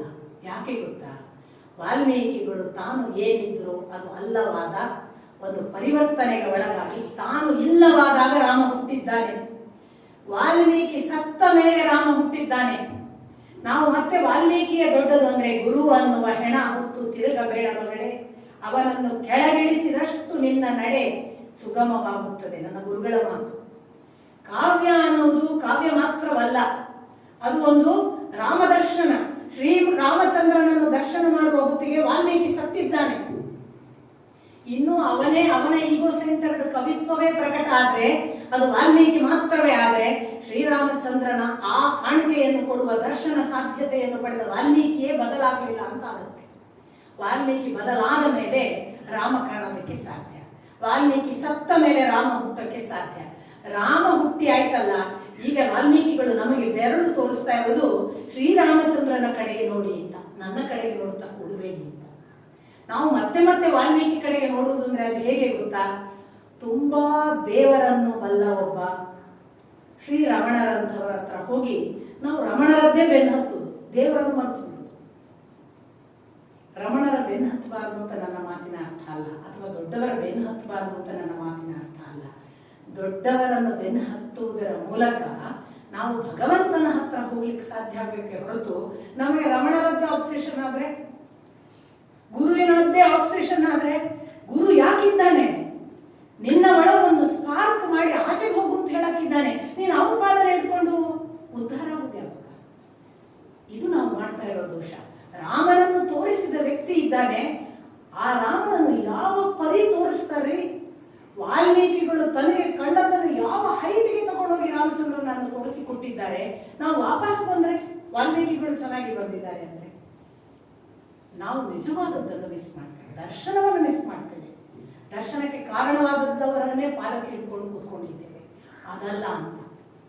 ಹಾಗೆ ಒಬ್ಬ ಋಷಿ, ಅವನು ಋಷಿ ಆಗ್ಬೇಕಾದ್ರೆ ಅವನು ಒಂದು ತಪಸ್ಸಿನಿಂದ ಆಗಿದ್ದಾನೆ. ಅಂಥ ವಿಭಂಡಕ ಅವನು ಬಹಳ ಮುಕ್ತವಾಗಿ, ರೇತಸ್ಸು ಸ್ಖಲನವಾಯಿತು. ಮತ್ತೆ ಗಮನಿಸಬೇಕು, ಅದು ನೀರಿನಲ್ಲಿ ಬಿತ್ತು, ನದಿಯ ನೀರಿನಲ್ಲಿ. ಅದನ್ನು ಜಿಂಕೆ ಕುಡಿಯಿತು, ಜಿಂಕೆಗೆ ಮಗು ಹುಟ್ಟಿತು ಅಂತ. ಇದೇನು ಕಥೆ? ನಮ್ಮಲ್ಲಿ ಬಹಳ ದೊಡ್ಡ ಪ್ರಶ್ನೆಗಳೆಲ್ಲ ಮೂಡುವಂಥದ್ದೇ. ಅದೇನು ಜಿಂಕೆ ಕುಡಿಯುವುದು, ಹೊಟ್ಟೆಗೆ ಹೋದದ್ದು ಗರ್ಭಕ್ಕೆ ಹೇಗೆ ಆಗುವುದು, ಮಗು ಆಗುವುದು ಹೇಗೆ? ಮುಂದೆ ಇದೇ ಸಂದರ್ಭ ಪಾಯಸಕ್ಕೂ ಬರುತ್ತೆ. ಹೊಟ್ಟೆಗೆ ಹೋದದ್ದಲ್ಲ ಪಾಯಸ, ಮಕ್ಕಳಾದ ಹೇಗೆ? ಸ್ವಲ್ಪ ಸಂಗತಿಗಳನ್ನ ನಮ್ಮ ವಿಸ್ತಾರದ ಆಚೆಗೆ ಕೂಡ ಕೆಲವು ಸತ್ಯಗಳಿವೆ ಅಂತ ಒಪ್ಪಿಕೊಳ್ಬೇಕು ಅಂತ ನಾನು ಭಾವಿಸ್ತೇನೆ. ಒಂದು ಸತ್ಯ, ಸಾಮಾನ್ಯ ಸಂಗತಿ ನಾವು ತಿಳ್ಕೋಬೇಕಾದ್ರೆ, ಬಹಳ ದೊಡ್ಡ ವ್ಯಕ್ತಿಗೆ ಈ ವಸ್ತುವಿನಲ್ಲಿ ತನ್ನನ್ನು ಟ್ರಾನ್ಸ್ಫರ್ ಮಾಡುವುದು ದೊಡ್ಡದಲ್ಲ. ನಾವು ಎಷ್ಟೋ ಬಾರಿ ನೀವು ಗಮನಿಸಿರ್ಲಿಕ್ಕೆ ಸಾಕು, ನಮ್ಮ ಇದೇ ನನ್ನ ತಂದೆಯ ಕಾಲದ ಗೀತಾ ಕುಲಕರ್ಣಿ ಅಂತ ಒಬ್ಬರು ತಾಯಿ, ಅವರ ಮನೆಗೆ ಒಬ್ಬರು ಅವಧೂತರು ಬರ್ತಿದ್ರು ಅಂತ ಅವರ ಮಕ್ಕಳು ಕಥೆ ಹೇಳ್ತಾರೆ. ಆ ಅವಧೂತರು ಗೇಟ್ ಹತ್ರ ಬಂದ್ರೆ ಈ ಮನೆಯಲ್ಲಿ ಗೊತ್ತಾಗ್ತಿತ್ತಂತೆ. ಏನು ಗೊತ್ತಾಗ್ಲಿಕ್ಕೆ ಕಾರಣ, ಒಂದು ಬೇರೆ ಸುವಾಸನೆ ಬರ್ತಿತ್ತು ಅಂತ. ಅವಧೂತರು ಬಂದ್ರ ನೋಡು ಅಂತ ವಾಸನೆ ನೋಡಿ ಆ ತಾಯಿ ಹೇಳ್ತಿದ್ರಂತೆ. ಒಂದೇ ಅವರು ಬಂದು ಯಾವುದೇ ಹೂಜಿಯೊಳಗೆ ಕೈ ಹಾಕಿ ನೀರು ಕುಡಿದ್ರೆ ಒಂದು ವಾರ ಆ ನೀರು ಅವರಿಗೆ ಪರಿಮಳ ಇರ್ತಿತ್ತಂತೆ. ಇದು ನಾನು ಏನನ್ನು ಹೇಳಿಕ್ ಹೊರಟಿದ್ದೀನಿ ಅಂದ್ರೆ, ಒಬ್ಬ ವ್ಯಕ್ತಿಗೆ ತನ್ನ ಒಳಗೊಂದು ಶ್ರೇಷ್ಠವಾದದ್ದನ್ನ ತಾನು ಕಲ್ಟಿವೇಟ್ ಮಾಡಿ ಪಡೆದರೆ ಈಸಿಯಾಗಿ ನಿಮ್ಮ ಮೇಲೆ ಅದನ್ನು ದಾಟಿಸ್ಲಿಕ್ಕೆ ಬರುತ್ತೆ. ಇದನ್ನು ನಾವು ರಾಮಕೃಷ್ಣ ಪರಮಹಂಸ ವಿವೇಕಾನಂದರಲ್ಲಿ ನೋಡಿದ್ದೇವೆ. ಇದು ತನ್ನಲ್ಲಿರುವ ಎಲ್ಲ ಶಕ್ತಿಯನ್ನ ತನಗೆ ಬೇಕಾದ ವ್ಯಕ್ತಿಯನ್ನು ಆಯ್ಕೆ ಮಾಡಿ ಅವನ ಒಳಗೆ ದಾಟಿಸುವುದು. ನೀವು ಎಲ್ಲ ಬಿಡಿ, ಒಬ್ಬ ಹುಡುಗ ತಾನು ಏನನ್ನೋ ಕಷ್ಟಪಟ್ಟು ಎತ್ತುತ್ತಿರ್ತಾನೆ. ಆ ಎತ್ತುವ ಹೊತ್ತಿಗೆ ಅವನಿಗೆ ಆಗಲಿ ಅಂದ್ರೆ ನೀವು ಇಲ್ಲಿಂದ ಒಂದು ಒಂದು ಪ್ರಚೋದನಾತ್ಮಕ ದಬಕ್ ಅಂತ ಏನೋ ಹೇಳ್ತೀರಿ, ಅವನು ಪಟಕ್ಕನೆ ಎದುರಿಸ್ತಾನೆ ಅಲ್ವಾ? ಯಾವುದೋ ಪ್ರಚೋದನಾತ್ಮಕ ಒಂದು ಧ್ವನಿ ಅವನ ಒಳಗೊಂದು ಎನರ್ಜಿಯನ್ನು ಕ್ರಿಯೇಟ್ ಮಾಡ್ತಿದ್ದಾರೆ. ಗಮನಿಸಿ, ಮಕ್ಕಳಿಗೆ ಆಗದೇ ಇರುವ ಯಾವುದೋ ಸಂಗತಿ ಮಕ್ಕಳು ಒದ್ದಾಡುವಾಗ ಹಿಂದಿನಿಂದ ಒಂದು ಅವರನ್ನು ಪ್ರೋತ್ಸಾಹಿಸುವ ನಿಮ್ಮ ಒಂದು ಸೌಂಡ್ ಅವರಲ್ಲಿ ಎನರ್ಜಿಯನ್ನು ಎಬ್ಬಿಸ್ತದೆ. ಇದು ಒಂದು ನಾರ್ಮಲ್ ಎಕ್ಸಾಂಪಲ್ ನಾನು ಕೊಡೋದು. ಇಂಥದ್ದು ನಮ್ಮ ಒಳಗಿನ ಯಾವ್ಯಾವುದೋ ಎನರ್ಜಿಯನ್ನು ತಾನು ಮನಸ್ಸು ಮಾಡಿದ್ರೆ ಒಬ್ಬ ಸಿದ್ಧನಾದ ಋಷಿ ಹೀಗೆ ಕಣ್ಣಿನ ಮೂಲಕವೋ ಟಚ್ ಮೂಲಕವೋ ಸುಮ್ಮನೆ ಒಂದು ವೈಬ್ರೇಷನ್ನಿನ ಮೂಲಕವೋ ತಾನು ಅಲ್ಲಿಂದ ಹಾಯ್ದು ಹೋಗುವ ಆ ಒಂದು ಹವೆಯ ಮೂಲಕವೋ ಮಾಡಬಹುದು, ಎಬ್ಬಿಸಬಹುದು. ಇದು ಒಂದು ಭಾಗ. ಇದು ತಾನು ಕಂಪ್ಲೀಟ್ ಆದ ಋಷಿಗೆ ಇರುವ ಒಂದು ಸಾಧ್ಯತೆ. ಇನ್ನೊಂದು, ಅವನಿಗೆ ಈ ವಸ್ತುವಿನಲ್ಲಿ ತಾನು ಏನು ಎನರ್ಜಿಯನ್ನು ಪಾಸ್ ಮಾಡಬೇಕು ಅದನ್ನು ಪಾಸ್ ಮಾಡೋ ಶಕ್ತಿ ಇದೆ. ಅವನು ಕೈಯಲ್ಲಿ ಹಿಡಿದ ಯಾವುದೇ ವಸ್ತು ಅವನು ಡಿಸೈಡ್ ಮಾಡಿದ್ರೆ ಆಯ್ತು, ನಾನು ಇದರೊಳಗೆ ಈಗ ಈ ಶಕ್ತಿಯನ್ನು ಇದರೊಳಗೆ ಪ್ರಚೋದಿಸಬೇಕು ಮತ್ತು ಇದನ್ನು ಆ ಹುಡುಗನಿಗೆ ದಾಟಿಸಬೇಕು, ಮಾಡಬಹುದು. ಇದೆಲ್ಲವೂ ಪಾಸಿಬಲ್. ಇದನ್ನು ಖಂಡಿತಕ್ಕೂ ಇದು ವಿಜ್ಞಾನವಾಗಿ ಇವತ್ತು ಅಧ್ಯಾತ್ಮ ಪಥದಲ್ಲಿ ತಂತ್ರ ಮಾರ್ಗದಲ್ಲಿ ನಡೀತಾ ಇರುವ ಶಕ್ತಿ ಪ್ರಸಾರ, ಶಕ್ತಿಯನ್ನು ಧಾರೆ ಎರೆಯುವ ಶಕ್ತಿ ಪಾತ ಅಂತ ಅದನ್ನು ಹೇಳ್ತಾರೆ. ಇದು ನಡೀತಿದೆ, ಇವತ್ತಿಗೂ ಬೇಕಾದಷ್ಟು ಜನ ಹಾಗೆ ಮಾಡುವವರಿದ್ದಾರೆ. ಈಗ ರೇತಸ್ಸು ಒಂದು ಸ್ಖಲನ ಆಗಿದೆ. ಸ್ಖಲನವಾದ ರೇತಸ್ಸಿಗೆ ಸಂಕಲ್ಪ ಇತ್ತು ಅಂತ ಇಟ್ಕೊಳ್ಳಿ, ತಾನು ಹುಟ್ಟಲೇಬೇಕು ಅಂತ. ಹುಟ್ಟಲೇಬೇಕು ಅನ್ನುವ ಸಂಕಲ್ಪದಿಂದ ಹುಟ್ಟಿದ ಆ ರೇತಸ್ಸು ವ್ಯರ್ಥ ಆಗಲಿಕ್ಕೆ ಸಾಧ್ಯ ಇಲ್ಲ. ಅದು ಕುಡಿದ ಜಿಂಕೆಯಲ್ಲಿ ತಾನು ತನ್ನನ್ನು ಸೃಷ್ಟಿಸಿಕೊಳ್ಳುವ ಕೆಪಾಸಿಟಿಯನ್ನು ಖಂಡಿತ ಮಾಡಬಹುದು. ಹೀಗೆ ಹುಟ್ಟಿದವ ಋಷ್ಯ ಶೃಂಗ. ಅವನಿಗೆ ಕೋಡಿತ್ತು, ಜಿಂಕೆಯದ್ದು ಮನುಷ್ಯನ ಆಕಾರ ಇತ್ತು. ಅದಕ್ಕೆ ಜಿಂಕೆ ಮತ್ತು ಮನುಷ್ಯನಿಂದ ಹುಟ್ಟಿದವ, ಆ ಕೋಡು ಸಹಿತ ಹುಟ್ಟಿದವನಾದ್ದರಿಂದ ಅವನಿಗೆ ಋಷ್ಯ ಶೃಂಗ ಅಂತ ಹೆಸರು ಅಂತ. ಇನ್ನೂ ಒಂದು ಬಹಳ ಇದರ ಎಡವಟ್ಟಿನ ಒಂದು ವಿವರಣೆಗಳೆಲ್ಲ ಬಹಳ ಪ್ರಶ್ನೆ ಮಾಡುವ ಎಡಪಂಥೀಯ ಅಥವಾ ಇನ್ನೊಂದು ಎಕ್ಸ್ಟ್ರೀಮ್ ಜನರಿದ್ದಾರೆ. ಅದೇನ್ರಿ, ಅವನು ಜಿಂಕೆ ಜೊತೆಗೇನೆ ಸೇರಿದ್ದಾನೆ, ಅದಕ್ಕೆ ಆ ಮಗುವಾಗಿದೆ ಅಂತ. ನಾನು ಆಗಲೇ ಹೇಳಿದೆ, ನಮ್ಮ ಋಷಿಗಳಲ್ಲಿ ಭಾರಿ ಟ್ರಾನ್ಸ್ಪರೆನ್ಸಿ ಇದೆ. ಹಾಗಾದ್ರೆ ಹಾಗೆ ಹೇಳುವವರು, ಅವರಿಗೇನು ಅಧರ್ಮದ ಮಾತಿಲ್ಲ. ಏನು ಮಾಡಿದ್ದೇವೆ ಅದನ್ನು ಬರೆದಿದ್ದಾರೆ, ಹೇಳಿದ್ದಾರೆ. ಅದಕ್ಕೆಲ್ಲ ನಮ್ಮ ಹಾಗೆ ಕುಕ್ಕಲುತನ ಇಲ್ಲ. ಯಾಕೆ ಈ ಮಾತು ವೇದವ್ಯಾಸರು ಎಷ್ಟು ಓಪನ್ ಹೇಳಿದ್ರಲ್ಲ, ಪಾಂಡು ಧೃತರಾಷ್ಟ್ರ ಎಲ್ಲ ಹೇಗೆ ಹುಟ್ಟಿದ್ದು ಅನ್ನೋದನ್ನು. ನಾನು ಹೋದಾಗ ಇವಳು ಹೆದರಿದ್ದು ಹೀಗೆ ಹುಟ್ಟಿತು, ಕಣ್ಣು ಮುಚ್ಚಿದ್ದು ಹೀಗೆ ಹುಟ್ಟಿತು ಹೇಳಿದ್ರು. ಅವರಿಗೇನು ಮುಚ್ಚುಮರೆ ಇಲ್ಲ. ಮುಚ್ಚುಮರೆ ಇರುವುದು ನಮಗೆ. ನಾನಾಗಲೇ ಹೇಳಿದೆ, ಗುಟ್ಟು ಮಾಡುವುದು ನಮಗೆ. ಭಗವಂತನ ಜೊತೆಗೆ ತೆರೆದುಕೊಂಡವರು ಬಯಲು. ಅವರಿಗೆ ಏನು, ಅವರು ಮೋಸ ಮಾಡುವುದಿಲ್ಲ. ಯಾಕೆ ಗೊತ್ತಾ, ಧರ್ಮ ಕಾರಣವಾಗಿ ಬದುಕುವವರಿಗೆ ಮೋಸದ ಮಾತಿದೆ. ಹಾಗಾಗಿ ಅಧರ್ಮವಾದದ್ದು ಯಾವುದೂ ಮಾಡುವುದಿಲ್ಲ ಅಂತ ಸ್ಪಷ್ಟ ಇದ್ದವನು ಎಲ್ಲವನ್ನು ಹೇಳ್ತಾನೆ. ಯಾಕೆ ವಿಶ್ವಾಮಿತ್ರ ಎಂಥ ಋಷಿತ್ವದಲ್ಲಿ ಇದ್ದವನಿಗೆ ಮೇಲಕ್ಕೆ ಬಂದಾಗ ಕರ್ಕೊಂಡನಲ್ಲ, ಬಾ ನನ್ನ ಜೊತೆಗೆ, ನನಗೆ ನಿನ್ನಿಂದ ಬಹಳ ಕಾಮಪರವಶನಾಗಿದ್ದೇನೆ, ನನಗೆ ನಿನ್ನ ಜೊತೆಗೆ ಸಂಸಾರ ಮಾಡಬೇಕು ಅನಿಸಿದೆ ಬಾ ಅಂತ ಕೂಡಿದ್ನಲ್ಲ. ಮೋಸ ಮಾಡುವುದಿಲ್ಲ, ಅದನ್ನು ಹೇಳದೇ ಇರ್ಬೋದಲ್ಲಪ್ಪ. ಹೇಳಬೇಕಾಗೇ ಇಲ್ಲ, ಇದನ್ನೆಲ್ಲ ದಾಖಲಿಸಬೇಕಾಗಲೇ ಇಲ್ವಲ್ಲ. ದಾಖಲಿಸ್ತಾರೆ ಅವರು. ಏನು, ಯಾಕೆ ಗೊತ್ತಾ, ಅವರಿಗೆ ಮುಚ್ಚುಮರೆಯಿಂದ ಮಾಡುವ ಅಧರ್ಮದ ಕೆಲಸಗಳೇ ಗೊತ್ತಿಲ್ಲ. ಆದ್ರಿಂದ ಒಂದು ವೇಳೆ ಜಿಂಕೆಯನ್ನು ಸೇರಿ ಹುಟ್ಟಿದ್ದಾರೆ, ಜಿಂಕೆಯನ್ನು ಸೇರಿ ಹುಟ್ಟಿದ್ದು ಬರೀಲಿಕ್ಕೆ ಯಾವ ಮುಲಾಜು ಇಲ್ಲ. ಅದಲ್ಲದ್ದು ಇನ್ನೊಂದು ಪಾಸಿಬಿಲಿಟಿ ಈ ಸೃಷ್ಟಿಯಲ್ಲಿ ಇದೆ ಅನ್ನೋದನ್ನು ಗಮನಿಸಬೇಕು. ಹೀಗೆ ಇರುವ ಋಷ್ಯಶೃಂಗ ನಾವು ಯಾವುದೊಂದು ಪ್ರಕೃತಿ ಸಹಜ ಗುಣ ಅಂತೀವಿ, ಅಂಥ ಪ್ರಕೃತಿ ಸಹಜ ಗುಣ ಇರುವವನು. ಆದ್ದರಿಂದಲೇ ಅವನಿಗೆ ಪ್ರಕೃತಿ ಒಲಿಯುತ್ತದೆ. ಯಾರು ಪ್ರಾಕೃತಿಕವಾಗಿ ಸಹಜವಾಗಿ ಇರ್ತೇವೆ ಅವರಿಗೆ ಪ್ರಕೃತಿಯ ಎಲ್ಲ ಭಾಷೆಗಳ ಜೊತೆಗೆ ಸಂವಹನ ಆಗ್ತದೆ. ಗಮನಿಸಬೇಕು, ಹಿಂದಿನ ಕಾಲದಲ್ಲಿ ಪಕ್ಷಿ ಪ್ರಾಣಿಗಳ ಜೊತೆಗೆ ಕೃತ ತ್ರೇತಾಯುಗದಲ್ಲಿ ಮಾತುಕತೆ ಇತ್ತು. ಈಗಿನವರದನ್ನು ಹಾಗೆ ಅಂತ ಭಾವಿಸಿ ಅಂತಾರೆ. ಹಾಗೇನಿರಲಿಲ್ಲ, ಅದು ಕಥೆ. ನಾವು ನಳದಮಯಂತಿಯ ಕಥೆಯಲ್ಲಿ ನೋಡ್ತೇವೆ, ಹಂಸ ತಾನೇ ಹೋಗಿ ಸಂದೇಶವನ್ನು ಕೊಡುತ್ತೆ, ಅದು ಕಥೆ. ಹಾಗೆಲ್ಲ ಹಂಸ ಏನು ಹೋಗಿ ಮಾತಾಡೋದಿಲ್ಲ, ಹಾಗೆ ಭಾವಿಸಿ ಅಂತ ಈಗಿನವರು ಕಥೆ ಹೇಳ್ತಾರೆ. ಕೃತ ತ್ರೇತಾಯುಗದಲ್ಲಿ ನಾವು ಹೆಚ್ಚು ಪ್ರಾಕೃತಿಕ ಇದ್ದೆವು. ನಮ್ಮ ಮನಸ್ಸು ಟೆಂಡರ್ ಇತ್ತು. ಎಷ್ಟು ಟೆಂಡರ್ ಅಂದ್ರೆ, ಈಗಿನ ಋಷಿ ಮುನಿಗಳನ್ನು, ಈಗಿನ ಕಾಲದವರನ್ನು ನೀವು ಊಹಿಸಿ.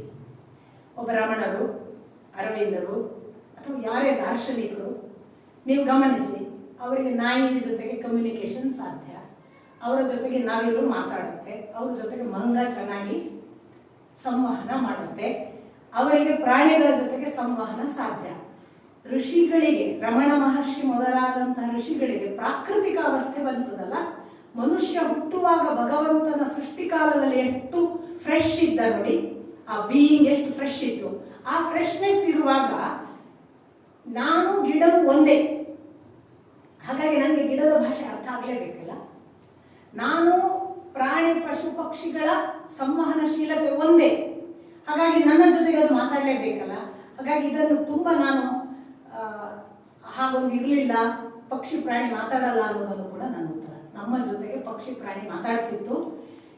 ಬರ್ಬರ್ತಾ ಅದು ಸೋ ಕಾಲ್ಡ್ ಅಡ್ವಾನ್ಸ್ ಆದೇವಲ್ಲ, ನಾವು ಹೆಚ್ಚು ಹೆಚ್ಚು ಮನುಷ್ಯರಾಗಿ ನೋಡಿ, ಹಾಗಾಗಿ ನಮಗೆ ಸಂವಹನಗಳು ಅವುಗಳ ಜೊತೆಗೆ ಒಂದು ಗ್ಯಾಪ್ ಬೆಳೀತಾ ಹೋಯಿತು.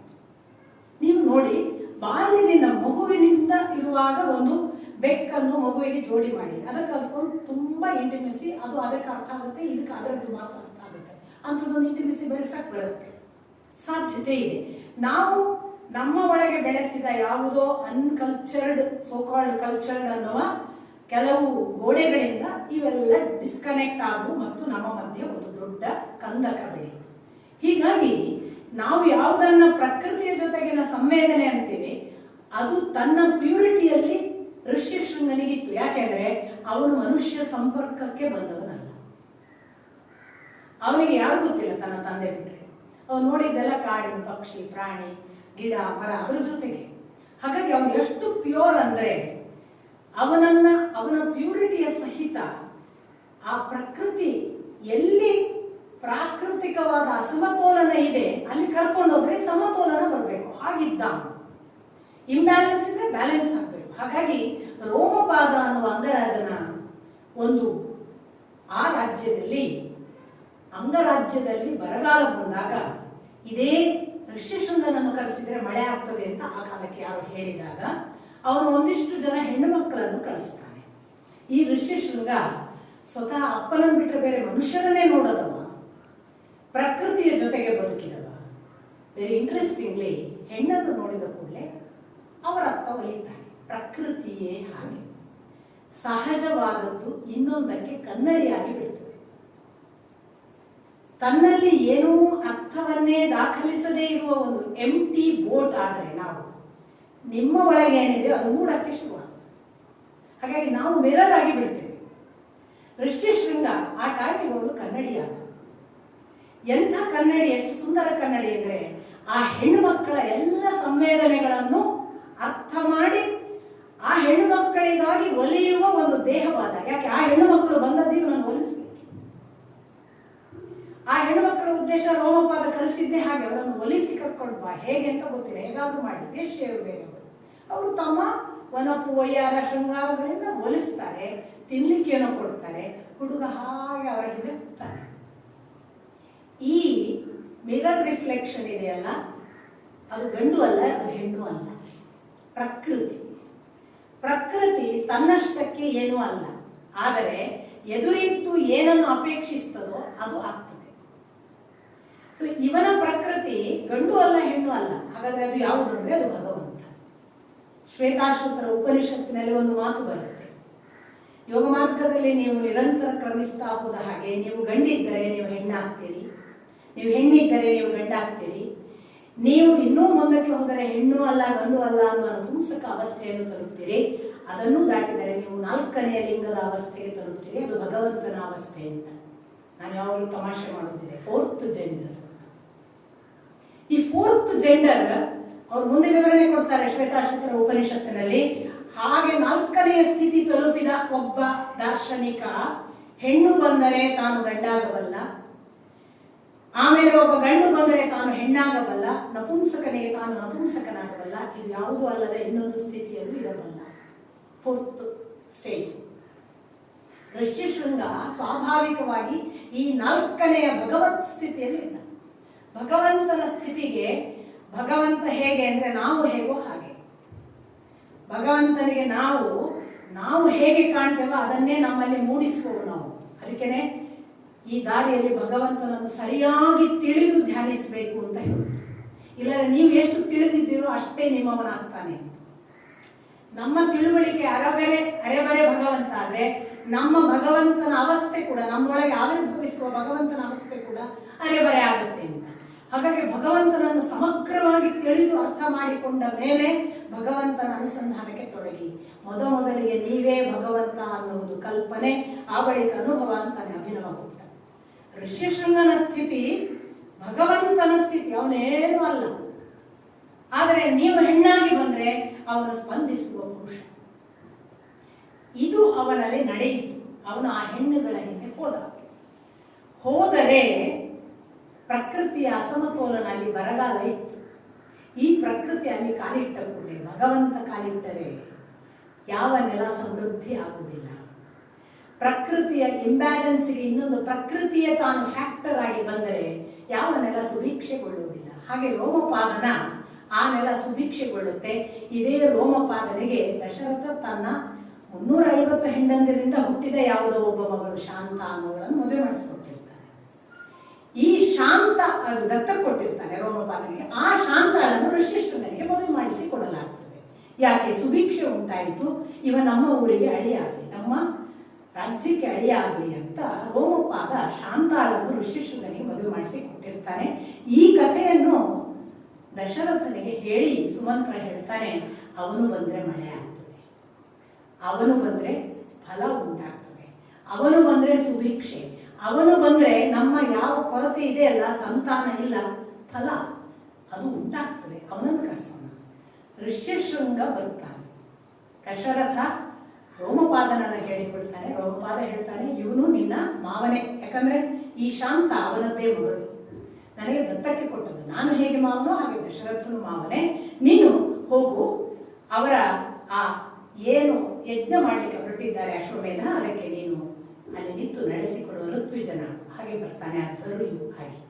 ಹೀಗೆ ಬಂದ ಋಷ್ಯಶೃಂಗ ಸಂಪೂರ್ಣ ಆ ಒಂದು ಯಜ್ಞವನ್ನ ನಡೆಸಿ ಕೊನೆಯ ಹಂತ ಪುತ್ರ ಕಾಮೇಷ್ಟಿ.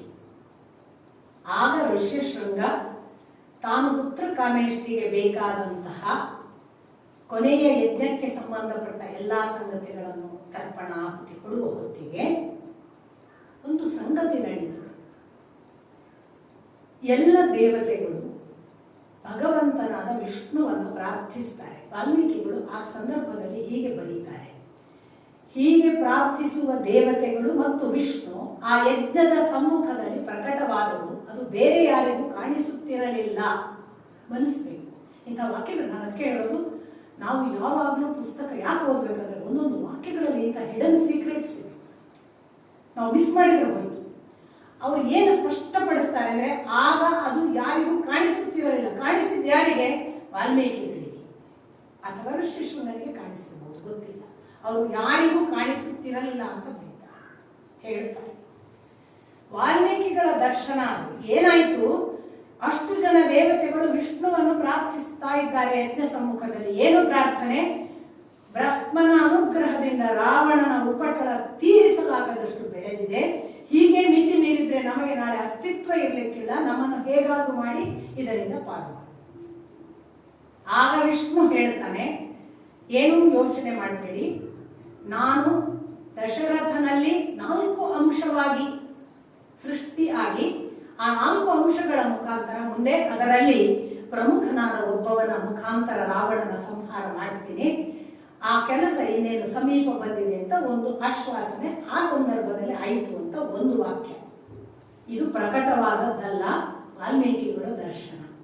ಎರಡನೇದು ಇನ್ನೊಂದು ಅವರು ಹೇಳ್ತಾರೆ, ಆಗ ಬ್ರಹ್ಮ ಕಾಣಿಸಿಕೊಳ್ತಾನೆ. ಅಲ್ಲೇ ಕಾಣಿಸಿಕೊಂಡು ಅವನು ಹೇಳುವ ಮಾತು ಏನು ಅಂದ್ರೆ, ಈಗ ವಿಷ್ಣುವು ತಾನು ಈ ಲೋಕಕ್ಕೆ ಒಬ್ಬ ಮನುಷ್ಯ ಅವತಾರದಲ್ಲಿ ಬರುವುದಕ್ಕೆ ಸಿದ್ಧನಾಗಿದ್ದಾನೆ.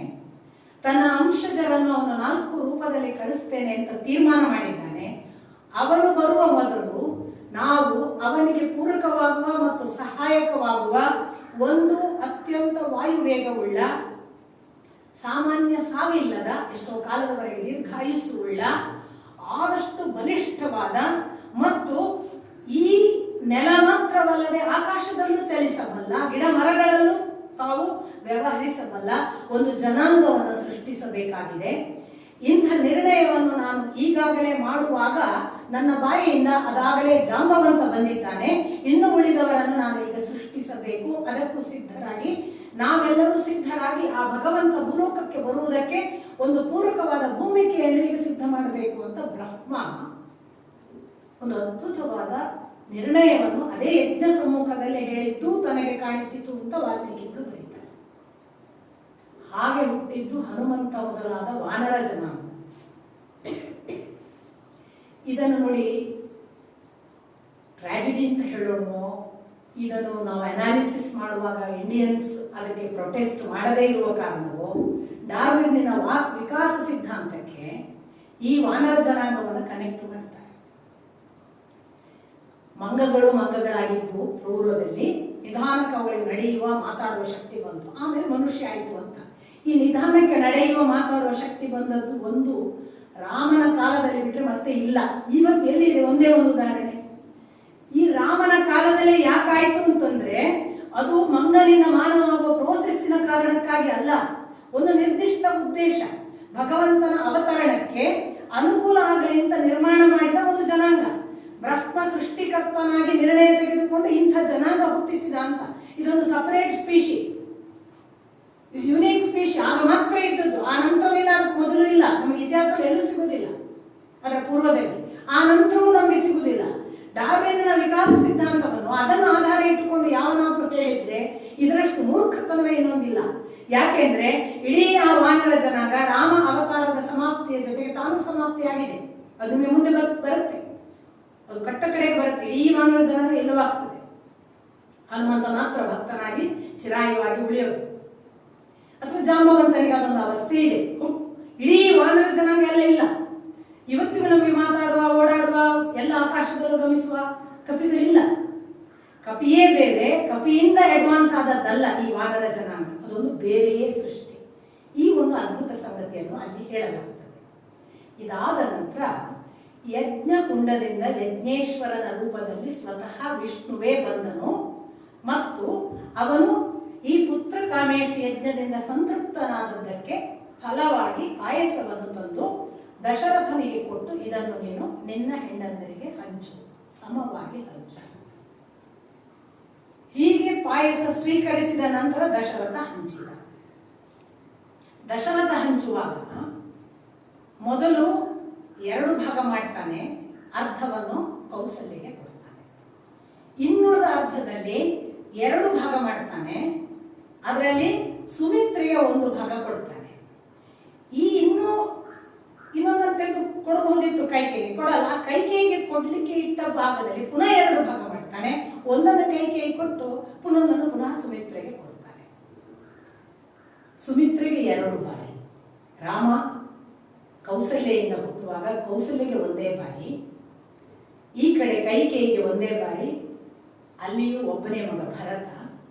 ಸುಮಿತ್ರೆಗೆ 2 ಬಾರಿ, ಹಾಗಾಗಿ 2 ಮಕ್ಕಳು. ಈ ಲಕ್ಷ್ಮಣ, ಶತ್ರುಘ್ನ, ಭರತ ಮತ್ತು ರಾಮ, ಹೀಗೆ 4 ಮಕ್ಕಳು ಹುಟ್ಟಿದ್ರು. ಇದ್ರ ಬಗ್ಗೆ ದೊಡ್ಡ ಚರ್ಚೆ, ವ್ಯಾಖ್ಯಾನಗಳೆಲ್ಲ ನಡೀತವೆ. ಅದು ಪಾಯಸ 4 ವಿಭಾಗ ಮಾಡುವಾಗ ಹಾಗೆ ಯಾಕೆ ಮಾಡಿದ? ಒಂದೇ ಸಲ 4 ವಿಭಾಗ, 3 ವಿಭಾಗ ಮಾಡಿ ಕೊಡ್ಬೋದಿತ್ತಲ್ಲ. 4 ವಿಭಾಗ ಮಾಡಿದ್ದೇ ಯಾಕೆ? ಅಲ್ಲಿ 2 ಸಾರಿ ಕೊಟ್ಟದ್ದೇ ಯಾಕೆ ಸುಮಿತ್ರೆಗೆ? ಹಾಗಾದ್ರೆ ದೇವರ ಅಂಶದಲ್ಲಿ ಇವರಿಗೆ ಹೆಚ್ಚು ಇವರಿಗೆ ಕಡಿಮೆ ಆಯ್ತಾ? ಇದೊಂದು ಚರ್ಚೆ ಇದೆ, ಒಂದು ಚರ್ಚೆ. ಇದೇ ಚರ್ಚೆ ಮಾಡುವ ಪಾಪ ಇನ್ನೊಂದು ಎಕ್ಸ್ಟ್ರೀಮ್ ಚರ್ಚೆ ಮಾಡ್ತಾರೆ. ಪಾಯಸದಿಂದ ಮಕ್ಕಳಾದಲ್ಲ ಅಂತ. ಅದೇ ಯಾವ್ದೋ ಒಂದನ್ನೇ ಹೇಳಬೇಕು ನಾವು. ಒಂದು, ಈ ಪಾಯಸ ಕುಡ್ದದ್ ನೋಡಿ, ಅವ 1 ಸರಿ ಕುಡ್ದ ಒಬ್ಬ ಮಗ ಆದ, ಇವಳು 1 ಸರಿ ಕುಡ್ದು ಒಬ್ಬ ಮಗ ಆದ, ಇವ್ 2 ಸರಿ ಕುಡ್ದು 2 ಮಗ ಆಯ್ತು. ಇದನ್ನು ಹೇಳಿದ್ಮೇಲೆ ನಾವು ಪಾಯಸದಿಂದ ಮಗುವಾದಲ್ಲ ಹೇಳಬಾರ್ದು, ಕಾಂಟ್ರಡಿಕ್ಟಿಂಗ್ ಅದು. ಇಮಿಡಿಯೇಟ್ ಹೇಳ್ತಾರೆ ಪಾಯಸದಿಂದ ಮಗುವಾದಲ್ಲ. ಪಾಯಸ ಏನಂದ್ರೆ ಶುದ್ಧೀಕರಣ ಅಂತ, ಅಲ್ಲಿಗೆ ಅದನ್ನು ಹಾಕಿ ಕನ್ವರ್ಟ್ ಮಾಡಿಬಿಡ್ತಾರೆ. ಏನ್ ಶುದ್ಧೀಕರಣ? ಗರ್ಭದೋಷ ಏನೋ ಇತ್ತು, ಮಕ್ಕಳಾಗದಂಥದ್ದು, ಅದನ್ನು ನಿವಾರಿಸಲಿಕ್ಕೆ ಈ ಪಾಯಸ. ಇದನ್ನು ಒಪ್ಪಿದ್ರೆ ಮತ್ತೆ ಮಕ್ಕಳ ವಿಷಯದಲ್ಲಿ ಆ ಪಾಯಸದ ವಿಂಗಡಣೆಗೆ ತಕ್ಕ ಕಾರಣವನ್ನು ಹುಡುಕ್ತಾರೆ. ಯಾವ್ದಾದ್ರು ಒಂದೇ ಮಾಡ್ತಾರೆ, 2 ಮಾಡ್ತಾರೆ. ನನ್ಗೆ ಆಶ್ಚರ್ಯ ಆಗುತ್ತೆ. ವಾಸ್ತವಿಕ ಆ ಸೃಷ್ಟಿ ನೋಡಿದ್ರೆ ಪಾಯಸವೇ ನೇರ ಕಾರಣ ಅಂತ ಯಾರಿಗಾದ್ರೂ ಅನಿಸುತ್ತೆ. ನಾನು ಈಗಾಗಲೇ ಹೇಳಿದೆ, ಗರ್ಭಕ್ಕೆ ಹೋಗಬಹುದು, ಆಹಾರ ರೂಪದಲ್ಲೇ ಹೋಗಬಹುದು. ಸೃಷ್ಟಿ ಮಾಡಬೇಕು ಅಂತ ಸಿದ್ಧಾಂತ ಮಾಡಿದ್ರೆ ಸಂಕಲ್ಪ ಮಾಡಿದ್ರೆ ಪಾಯಸವೂ ಸೃಷ್ಟಿ ಮಾಡಬಹುದು. ಪಾಯಸಕ್ಕೆ ಸೃಷ್ಟಿ ಮಾಡುವ ಶಕ್ತಿ ಇದೆ. ಕಲ್ಮಶ ನಿವಾರಣೆ ಮಾಡುವುದು ಈಗಲೂ ಮಾಡೋದಿಲ್ವಾ? ಇವತ್ತಿಗೂ ಎಷ್ಟೋ ಮಕ್ಕಳಾಗದ ಹೆಂಡಂದಿರನ್ನು ಗಂಡಂದ್ರು ಕರ್ಕೊಂಡು ಹೋದ್ರೆ ಡಾಕ್ಟರ್ ಮೊದಲೊಂದು 20 ದಿವಸದ ಕೋರ್ಸ್ ಮಾಡ್ತಾರೆ. 20 ದಿವಸದ ಕೋರ್ಸ್ ಮಾಡಿ ಅದು ನಾವು ಹೇಳ್ತೇವೆ ಆ 20 ಡೇಸ್ ಮುಗಿದ ಮೇಲೆ ಯಾವಾಗ ನೀವು ಗಂಡ ಹೆಂಡತಿ ಕೂಡಬೇಕು ಅನ್ನೋದನ್ನು ಹೇಳ್ತೇವೆ. ಆಗಲೇ ಕೂಡಿ ಅಷ್ಟರ ಒಳಗೆ ನಮ್ಮ ಈ 20 ದಿವಸದ ಮೆಡಿಸಿನಿನ ಪ್ರಭಾವದಿಂದ ಗರ್ಭಕೋಶದಲ್ಲಿರುವ ದೋಷಗಳು ನಿವಾರಣೆ ಆಗ್ತದೆ ಅಂತ ಈಗಲೂ ಹೇಳುತ್ತೆ, ನಮ್ಮ ಸೈನ್ಸ್ ಹೇಳುತ್ತೆ ಅಲ್ವಾ? ಅದಷ್ಟೇ ಅಲ್ಲ, ಅದರಲ್ಲಿ ಏನಿದೆ, ನಂತರ ಗಂಡ ಹೆಂಡತಿ ಕೂಡಬೇಕು ಅಂತಿದೆ. ಇಲ್ಲಿ ಪಾಯಸವೇ ಕಾರಣವ ಅನ್ನುವವರೆಗೆ ಸೃಷ್ಟಿಯನ್ನು ಹೇಳ್ತಾರೆ. ಯಾಕಾಗಬಾರದು ಅಂತ ನಾನು ಆಗಲೇ ಕೇಳಿದೆ. ದೊಡ್ಡ ಒಬ್ಬ ವ್ಯಕ್ತಿ ಈ ಬಂದವನು ಯಜ್ಞೇಶ್ವರನಾಗಿ ವಿಷ್ಣು ಅಂತಾರೆ. ಒಂದು ನೆನಪಿಟ್ಕೊಳ್ಬೇಕು, ನನ್ನ ಶಕ್ತಿ ನಿಮಗಿಲ್ಲ, ನಿಮ್ಮ ಶಕ್ತಿ ನನಗಿಲ್ಲ. ನನ್ನ ಶಕ್ತಿಯನ್ನು ಅಲ್ಲಗಳೆಯಬೇಕಾದ್ರೆ ನೀವು ನನ್ನಕ್ಕಿಂತ ಬಲಿಷ್ಠರಾದಾಗ ನೀವು ಹೇಳ್ತೀರಿ, ಅವರದೇನ್ರಿ, ನಾನು ಈಗ ಅವರ ಶಕ್ತಿ ಎಲ್ಲ ನಂಗೆ ಗೊತ್ತು, ನಾನು ಅದರ ಆಚೆಗಿನ. ನಿಮಗಿಂತ ಶಕ್ತಿವಾನ್ ಅವ್ರು ಹೇಳ್ತಾರೆ, ಅವರದ್ದೇನ್ರಿ, ಇವರಿಬ್ಬರನ್ನು ನಾನು ನಿವಾಳಿಸಿ ತೆಗಿತೇನೆ, ನನಗೆ ಅಷ್ಟು ಶಕ್ತಿ ಇದೆ. ಶಕ್ತಿಗೆ ಹೀಗೆ ಬಹಳ ರೇಂಜ್ಗಳಿವೆ. ನಾವು ನಮ್ಮ ಶಕ್ತಿಯ ಲೆವೆಲ್ನಲ್ಲಿ ವಿಷ್ಣುವಿನ ಶಕ್ತಿಯನ್ನು ಅಳೀತಾ ಇದ್ದೇವೆ. ನಮ್ಮ ಪಕ್ಕದವನ ಶಕ್ತಿಯೇ ನಮಗಿಲ್ಲ. ನಮ್ಮ ಪಕ್ಕದಲ್ಲಿ ಇರುವವನ ಶಕ್ತಿ ನಮಗೆ ಗೊತ್ತಿರುವ ಒಂದು ಗೋಚರವಾದ ಬಲಿಷ್ಠ ಶಕ್ತಿಗೆ ಅವನನ್ನು ಕೇಳಿದ್ರೆ ಅವನು ಹೇಳ್ತಾನೆ, ಅಯ್ಯೋ ನಾನೇನು ಅಲ್ಲಪ್ಪ, ಅವನೊಬ್ಬ ಇದ್ದಾನೆ ನನಗೆ ಎದುರುನವ, ಅವನನ್ನು ಇನ್ನೂ ನನಗೆ ಗೆಲ್ಲಿಕ್ಕಾಗಲಿ. ಹೀಗೆ ಶಕ್ತಿ ತನ್ನನ್ನು ತಾನು ಯಾರ್ಯಾರು ತನ್ನನ್ನು ಅರ್ಪಿಸಿಕೊಂಡಿದ್ದಾರೋ ಅವರೊಳಗೆಲ್ಲ ಆವಿರ್ಭವಿಸಿ ಎಕ್ಸ್ಪ್ಯಾಂಡ್ ಆಗ್ತಲೇ ಹೋಗ್ತದೆ. ಅದು ಅನ್ಲಿಮಿಟೆಡ್. ಅದಕ್ಕೆ ಎಷ್ಟು ಎಕ್ಸ್ಪಾನ್ಷನ್ ಇದೆ ಅಂದ್ರೆ, ನೀವು ಬ್ರಹ್ಮನೋ ವಿಷ್ಣುವೋ ಇವರ ಶಕ್ತಿಯನ್ನು ಅಳಿಯುವ ಹಂತಕ್ಕೆ ಬರುವವರೆಗೆ ನಾವು ಆ ಮಾತುಗಳನ್ನು ಆಡುವುದು ಹೇಗೆ? ಹಾಗಂತ ಹೇಳಿದ್ಗಳು ಹಾಗೆ ವಿಷ್ಣು ಎಲ್ಲ ಸತ್ಯ, ಅವನು ಹೇಳಿದ್ದೆಲ್ಲ ಕೇಳ್ಕೊಂಡು ತಲೆ ಹಾಕಿ ಅಂತ ಅರ್ಥ ಅಲ್ಲ. ಓಪನ್ನೆಸ್ ಇಟ್ಕೊಳ್ಳೋಣ ಅಂತ ನಾನು ಹೇಳೋದು. ನಮಗೂ ತಿಳಿದಿತ್ತು ಓಪನ್ನೆಸ್ ಇಟ್ಕೊಂಡ್ರೆ ಅವನ ಶಕ್ತಿ ಎಂಥದ್ದದು, ಅವ ಹಾಗೆ ಮಾಡಬಲ್ಲ ಅಂತಾದ್ರೆ ನಮಗೆ ಯಾಕೆ ಸಾಧ್ಯ ಇಲ್ಲ ಅನ್ನೋ ಓಪನ್ನೆಸ್ಸಿಗೋಸ್ಕರ ಅದನ್ನು ನಾವು ಅರ್ಥ ಮಾಡ್ಕೊಂಡು ಆಕ್ಸೆಪ್ಟ್ ಮಾಡೋದು ಒಳ್ಳೆಯದು ಅಂತ ಅಷ್ಟೇ ನನ್ನ ಮಾತಿನ ಅರ್ಥ. ಮೌಢ್ಯವಾಗಿ ಹೌದು ಅನ್ನಿ ಅಂತ ಅಲ್ಲ. ಹೀಗಂತೂ ಹುಟ್ಟಿದ್ರು. ಈಗ ಹುಟ್ಟಿದ ಮಕ್ಕಳು ಬೆಳೆದ್ರು. ಬಹಳ ಆಶ್ಚರ್ಯಕಾರಕವಾಗಿ ರಾಮನಿಗೆ ಲಕ್ಷ್ಮಣ ಜೋಡಾಗ್ತಾನೆ ಮತ್ತು ಭರತನಿಗೆ ಶತ್ರುಘ್ನ ಜೋಡಾಗ್ತಾನೆ. ಇವೆಲ್ಲ ನಿಮಗೆ ಗೊತ್ತಿದೆ. ಮುಂದೆ ಬಹಳ ಪ್ರಮುಖವಾದದ್ದು, ವಿಶ್ವಾಮಿತ್ರರು ಬಂದು ದಶರಥನನ್ನು ಕೇಳಿಕೊಳ್ಳುವಂಥದ್ದು. ದಶರಥನಲ್ಲಿ ಒಂದು ಟಿಮಿಡಿಟಿ ಇದೆ ನೋಡಿ. ಆ ಪಾಯಸವನ್ನು ಮೂವರಿಗೆ ಒಂದೇ ಸಲಕ್ಕೆ ಈಕ್ವಲ್ ಮಾಡಿ ಕೊಡಲಿಲ್ಲ. ಅಲ್ಲಿ ಒಂದು ಅವನ ಟಿಮಿಡ್ ನೇಚರ್ ಗೊತ್ತಾಗ್ತದೆ. ಅವನೊಂಥರ ಇಷ್ಟು ಮಾಡಿದ್ರೆ ಸರಿ ಆಗ್ತದೆ, ಇದನ್ನು ಹೀಗೆ ಮಾಡ್ಬೇಕಾ ಏನ, ಓ ಇದೀಗ ಅವಳಿಗೆ ಕೊಟ್ಟರೆ ಪೂರ ಖಾಲಿ ಆಗ್ತಾನೆ, ಇದನ್ನು ಎರಡು ಮಾಡೋದು ಒಳ್ಳೆಯದು. ಒಂದು ಥರ ಗೊಂದಲದ ಮನುಷ್ಯ ಅಂತ ನನಗೆ ಅನಿಸುತ್ತೆ. ಒಳ್ಳೆಯವ, ಆದರೆ ಕ್ಲಾರಿಟಿ ಕಡಿಮೆ ಅಂತ ಅನಿಸುತ್ತೆ. ಯಾಕೆ ಅಂತ ನಾನು ಇದಕ್ಕೆ 2-3 ಕಾರಣಗಳನ್ನು ಯೋಚಿಸ್ತೀನಿ. ಅವನು ದಶರಥ, ವಿಶ್ವಾಮಿತ್ರ ಬಂದ್ಕೂಳೆ ಭಾರಿ ಸಂತೋಷ ಅವನಿಗೆ. ಖಾಲಿ ಗಡ್ಡ ಬಿದ್ದ ಆದರಾತಿಥ್ಯ ಮಾಡಿದ, ನಿಮಗೆ ಏನಾಗಬೇಕು ನನ್ನಿಂದ ಹೇಳಿ, ನಾನು ಅದನ್ನು ಮಾಡ್ತೇನೆ, ಮಾತು ಕೊಟ್ಬಿಡೋದು. ಪ್ರಥಮದಲ್ಲಿ ಮಾತು ಕೊಟ್ಬಿಡೋದು. ಆಮೇಲೆ ವಿಶ್ವಾಮಿತ್ರರು ನನಗೆ ರಾಮ ಲಕ್ಷ್ಮಣರನ್ನು ನನ್ನ ಜೊತೆ ಕಳಿಸು ಅಂದ್ಕೊಳ್ಳೆ, ಅಯ್ಯೋ ಅವರನ್ನಂತೂ ಕಳಿಸಲ್ಲ, ಮಕ್ಕಳು ಇನ್ನೂ ಪಾಪ ಎಳೆ ಹುಡುಗರು, ನಿಮ್ಮ ರಾಕ್ಷಸರನ್ನು ಕೊಲ್ಲೋ ಹೊತ್ತಿಗೆ ನನ್ನ ಮಕ್ಕಳಿಗೆ ಏನಾದ್ರು ಇಮಿಡಿಯೇಟ್ ಚೇಂಜ್ ಅನ್ನೋದು. ಮೊದಲಾಡಿದ ಮಾತು ತಕ್ಷಣ ಅವನೇ ಹಿಂತಗೊಳ್ತಾನೆ. ಇದು ಮುಂದೆ ಕೈಕೇಯಿಯ ವಿಷಯಗಳು ಹೀಗೆ. ಅವನು ಈ ಟಿಮಿಡಿಟಿಯ ಕಾರಣದಿಂದ ಅವನು ಮೊದಲು ಕಳಿಸಲ್ಲ ಅಂತಾನೆ, ಆಮೇಲೆ ಕಳಿಸು ಅಂತ. ಎಷ್ಟು ಇಂಟ್ರೆಸ್ಟಿಂಗ್ ನೋಡಿ. ಸ್ವತಃ ವಸಿಷ್ಠರು ಹೇಳ್ತಾರೆ ಕಳಿಸು. ಒಂದು ಕಾಲಕ್ಕೆ ಪರಸ್ಪರ ಪ್ರತಿಸ್ಪರ್ಧಿಗಳು ವಿಶ್ವಾಮಿತ್ರ ವಸಿಷ್ಠರು. ಎಷ್ಟು ರೆಸ್ಪೆಕ್ಟ್ ಕೊಡ್ತಾರೆ ಅಂತ. ಅವರು ಕಳಿಸು ಆ ಮಕ್ಕಳನ್ನು ಅವನ ಜೊತೆಗೆ, ವಿಶ್ವಾಮಿತ್ರರಿದ್ರೆ ಕಳಿಸು. ಇದು ಒಬ್ಬ ಮನುಷ್ಯ ಮಾತ್ಸರ್ಯವೇ ಇಲ್ಲದೆ ಆಕ್ಸೆಪ್ಟ್ ಮಾಡೋದು. ನಿಮಗೆ ಅವರ ಮುಂದಿನ ಅವರಿಬ್ಬರ ನಡುವೆ ನಡೆದ ಯುದ್ಧದ ಭಾಗ ಮುಂದೆ ಗೊತ್ತಾಗುತ್ತೆ ಅವರಿಗೆ ಎಂಥ ಪರಸ್ಪರ ದ್ವೇಷಿಗಳು. ಆದರೆ ವಸಿಷ್ಠರು ಯಾವ ಹೈಟ್ ಮುಟ್ಟಿರ್ತಾರೆ ಅವನನ್ನು ಆಕ್ಸೆಪ್ಟ್ ಮಾಡಬೇಕಾದ್ರೆ, ಅದು ಋಷಿಗಳ ಗುಣ. ಹೀಗೆ ಕಳಿಸಲ್ಪಟ್ಟ ಮಕ್ಕಳು ಒಂದು 16ರ ಇಬ್ಬರು ಹುಡುಗರು, ರಾಮ ಲಕ್ಷ್ಮಣರು. ಇಡೀ ಅವರ ಆ ಟೂರ್ ಏನಿದೆ ನೋಡಿ, ಒಂದು ಪಿಕ್ನಿಕ್ ವಿಶ್ವಾಮಿತ್ರರ ಜೊತೆಗೆ, ಅದು ನಾವು ನಮ್ಮ ಜೀವನ ಪರ್ಯಂತ ನಡೆಯಬೇಕಾದಂತಹ ಬಾಲ್ಯ. ಯಾರಿಗಾದರೂ ಕೂಡ ಇಂಥದೊಂದು ಗುರು ಸಿಗಬೇಕು ಮತ್ತು ಯಾರಿಗಾದ್ರೂ ಕೂಡ ಇಂಥ ಗುರುವಿನ ಜೊತೆಗಿರುವಾಗ ಎಂಥ ಪ್ರಶ್ನೆ ಕೇಳಬೇಕು ಅನ್ನೋ ಎಂತೂಸಿಯಾಸಮ್ ಇರಬೇಕು ಅನ್ನೋದಕ್ಕೆ ಆ ಭಾಗ ಓದಬೇಕು. ಒಂದು ಹುಡುಗ, ಸಣ್ಣ 16 ವರ್ಷದ ಹುಡುಗ, ಅವನು ಅವನು ತಾಟಕಿಯನ್ನು ಕೊಂದನು ಅಥವಾ ಅದರ ಆ ಹಿನ್ನೆಲೆಗಳೆಲ್ಲ ತುಂಬಾ ಅಗತ್ಸಿದ್ಧ ಮಾಡ್ತಾರೆ. ವಿಶ್ವಾಮಿತ್ರದು ಬೇರೆ ಮಾತು. ತಾಟಕಿಯನ್ನು ಕೊಲ್ಲುವಾಗ ಎಂಥ ಎಚ್ಚರ ಕೊಡ್ತಾರೆ, ಅರ್ಧಮರ್ಧ ಕೊಲ್ಲುವುದಾಗ್ಲಿ, ದಯೆ ತೋರಿಸುವುದಾಗ್ಲಿ ಎಂದಿಗೂ ಮಾಡಬೇಡ ರಾಕ್ಷಸರ ಬಗ್ಗೆ ಅಂತ. ಆದ್ರೆ ಅದನ್ನು ಅವನು ಪಾಲಿಸುವುದಕ್ಕೆ ಮಾರೀಚ ಉಳ್ಕೊಂಡ ಮುಂದೇನಾಯ್ತು ನಮಗೆ ಗೊತ್ತಿದೆ. ಅಂದ್ರೆ ಎಲ್ಲ ಕಡೆ ಒಂದು ಟ್ರೈನಿಂಗ್ ಒಬ್ಬ ಗುರು ಹೇಗೆ ಕೊಡ್ತಾನೆ ಅದು ಒಂದು ಭಾಗ ಕೊಡ್ತಾ ಹೋದ. ಎರಡನೇದು, ಹಾಗೆ ಕೊಡ್ತಾ ಹೋಗುವಾಗಲೇ ಅವನು ಮಾಡ್ತಾ ಹೋದ ಇನ್ನೊಂದು ಮೆಥಡ್ ಏನು ಅಂತಂದ್ರೆ, ರಾಮ ವಿಶ್ವಾಮಿತ್ರರಲ್ಲಿ ಏನೇನು ಮಾಹಿತಿ ಸಿಗುವುದು ಅದೆಲ್ಲ ತಗೊಳ್ತಾನೆ. ಈಗ ಹೋಗ್ತಾನೆ, ಅಲ್ಲ ಇಲ್ಲಿ ಇಷ್ಟು ದೊಡ್ಡ ಸ್ವರ ಯಾಕೆ ಈ ನದಿಗೆ? ಒಂದು ಶೋಣ ನದಿ, ನಾವು ಸಪ್ಪಳ ಮಾಡಿ ನದಿ ಸಪ್ಪಳ ಮಾಡ್ಕೊಂಡು ಬಿಟ್ಬಿಡ್ತೀವಿ. ನಮ್ಮದು ಹಾಗೆಲ್ಲ, ಈ ನದಿ ಸಪ್ಪಳ ಮಾಡ್ತದೆ, ಮೇಲಿಂದ ಬೀಳ್ತದೆ, ಅದಕ್ಕೆ ಶಬ್ದ ಆಗ್ತದೆ, ಕಾಣ್ತದೆ, ನಾವು ನಮ್ಮ ಪಾಡಿಗೆ ಒಂದು ಆನ್ಸರ್ ಮಾಡಿ. ನಮಗೊಂದು ಬಹಳ ದೊಡ್ಡ ಒಂದು ವೀಕ್ನೆಸ್ ಏನಿದೆ ಅಂದ್ರೆ, ಸಿಲ್ಲಿ ಕ್ವಶನ್ ಕೇಳಿ ಅವರು ತಪ್ಪು ಅನಿಸ್ಕೋಬಾರ್ದು. ಏನಿಂತ ಕನಿಷ್ಠ ಪ್ರಶ್ನೆ ಕೇಳಿದ್ಯಾ ಅಂತ ಅವರೆಲ್ಲ ನಮಗಂದ್ರೆ ಅಂತ ನಮ್ಮ ಅಹಂಕಾರ ಮೊದಲು ಪ್ರಶ್ನೆ ಕೇಳೋದಂಗೆ ಮಾಡುತ್ತೆ. ರಾಮ ಏನಿಲ್ಲ ಮುಕ್ತ, ಇದ್ಯಾಕೆ ಇಷ್ಟು ಗಟ್ಟಿ ಶಬ್ದ? ಮಗುವಿಗಿರ್ಬೇಕಾದ ಗುಣ ನೋಡಿ. ಅಷ್ಟು ಕೇಳಿದ್ದಕ್ಕೆ ಇಡೀ ಗಂಗೆಯ ಕಥೆ ಹೇಳಬೇಕಾಯಿತು ವಿಶ್ವಾಮಿತ್ರ. ಅವಳು ಬಂದು ಇಲ್ಲಿ ಸೇರುವ ಹೊತ್ತಿಗೆ ಅಷ್ಟು ಶಬ್ದ ಯಾಕೆ ಸೇರಿದ್ರು, ಎಲ್ಲಿಂದ ಬಂದು, ಇಡೀ ಕಥೆ ಅಷ್ಟೇ ಹೇಳಿದ್ರ.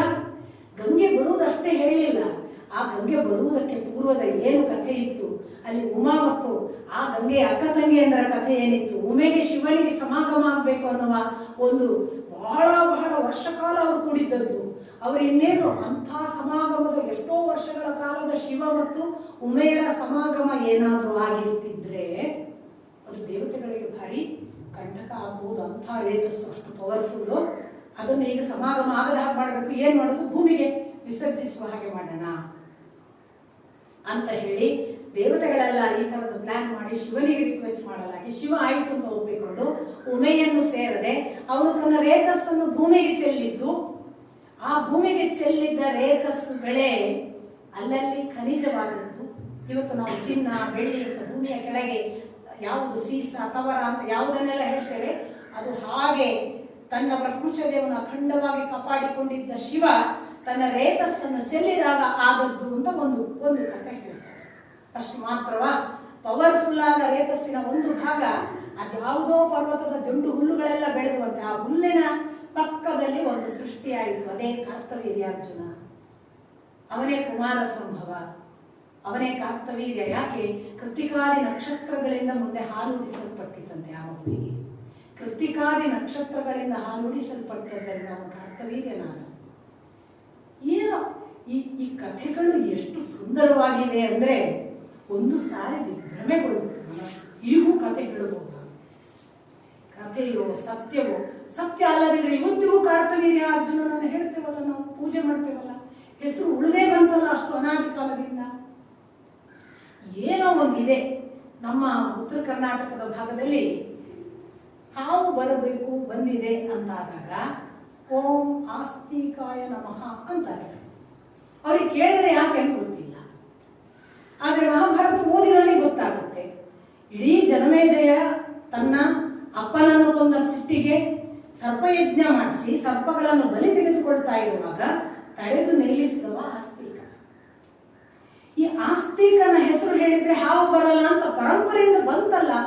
ಯಾರು ಮಹಾಭಾರತ ಓದಿಲ್ಲ, ಕತೆ ಗೊತ್ತಿಲ್ಲ, ಯಾಕೆ ಆಸ್ತಿಕ ಹೇಳ್ತೀನಿ ಅಂತ ಕೇಳಿದ್ರೆ ಅವ್ರಿಗೆ ಗೊತ್ತಿಲ್ಲ. ಉಳಿದಿದೆ ಅಲ್ಲ, ಅದು ಏನೋ ಇದೆ. ಅದು ಕಾರ್ತವೀರ್ಯಾರ್ಜುನ ಅಂತ ಹೆಸರು ಹೇಳಿಕೊಂಡು ಇವತ್ತಿಗೂ ಆ ದೇವರಿದ್ದಾನಲ್ಲ. ಕಾರ್ತವೀರ್ಯಾರ್ಜುನ ಅಂತ ಅವನನ್ನು ಈಗಲೂ ಆ ಮನುಷ್ಯನನ್ನು, ರಾಜನನ್ನು, ದೇವರನ್ನು ಕೊಂಡಾಡ್ತೇವಲ್ಲ, ದೇವರ ಮಗ ಕುಮಾರ ಸಂಭವ ಅಂತ. ಏನೋ ಒಟ್ಟು ಅಂಥದ್ದು ಅಂತ ಹೇಳಿ ಆ ಕಥೆಯನ್ನು ಕೇಳಿಸ್ತಾರೆ. ಈ ಕಡೆ ಗಂಗೆ ಬಂದದ್ದು ಹೇಗೆ, ಅದಕ್ಕೆ ನಿನ್ನ ಪೂರ್ವಜನ ಕಾರಣ ಏನು ಅಂತ ಸಗರನ ಕಥೆಯು ಹೇಳ್ತಾರೆ.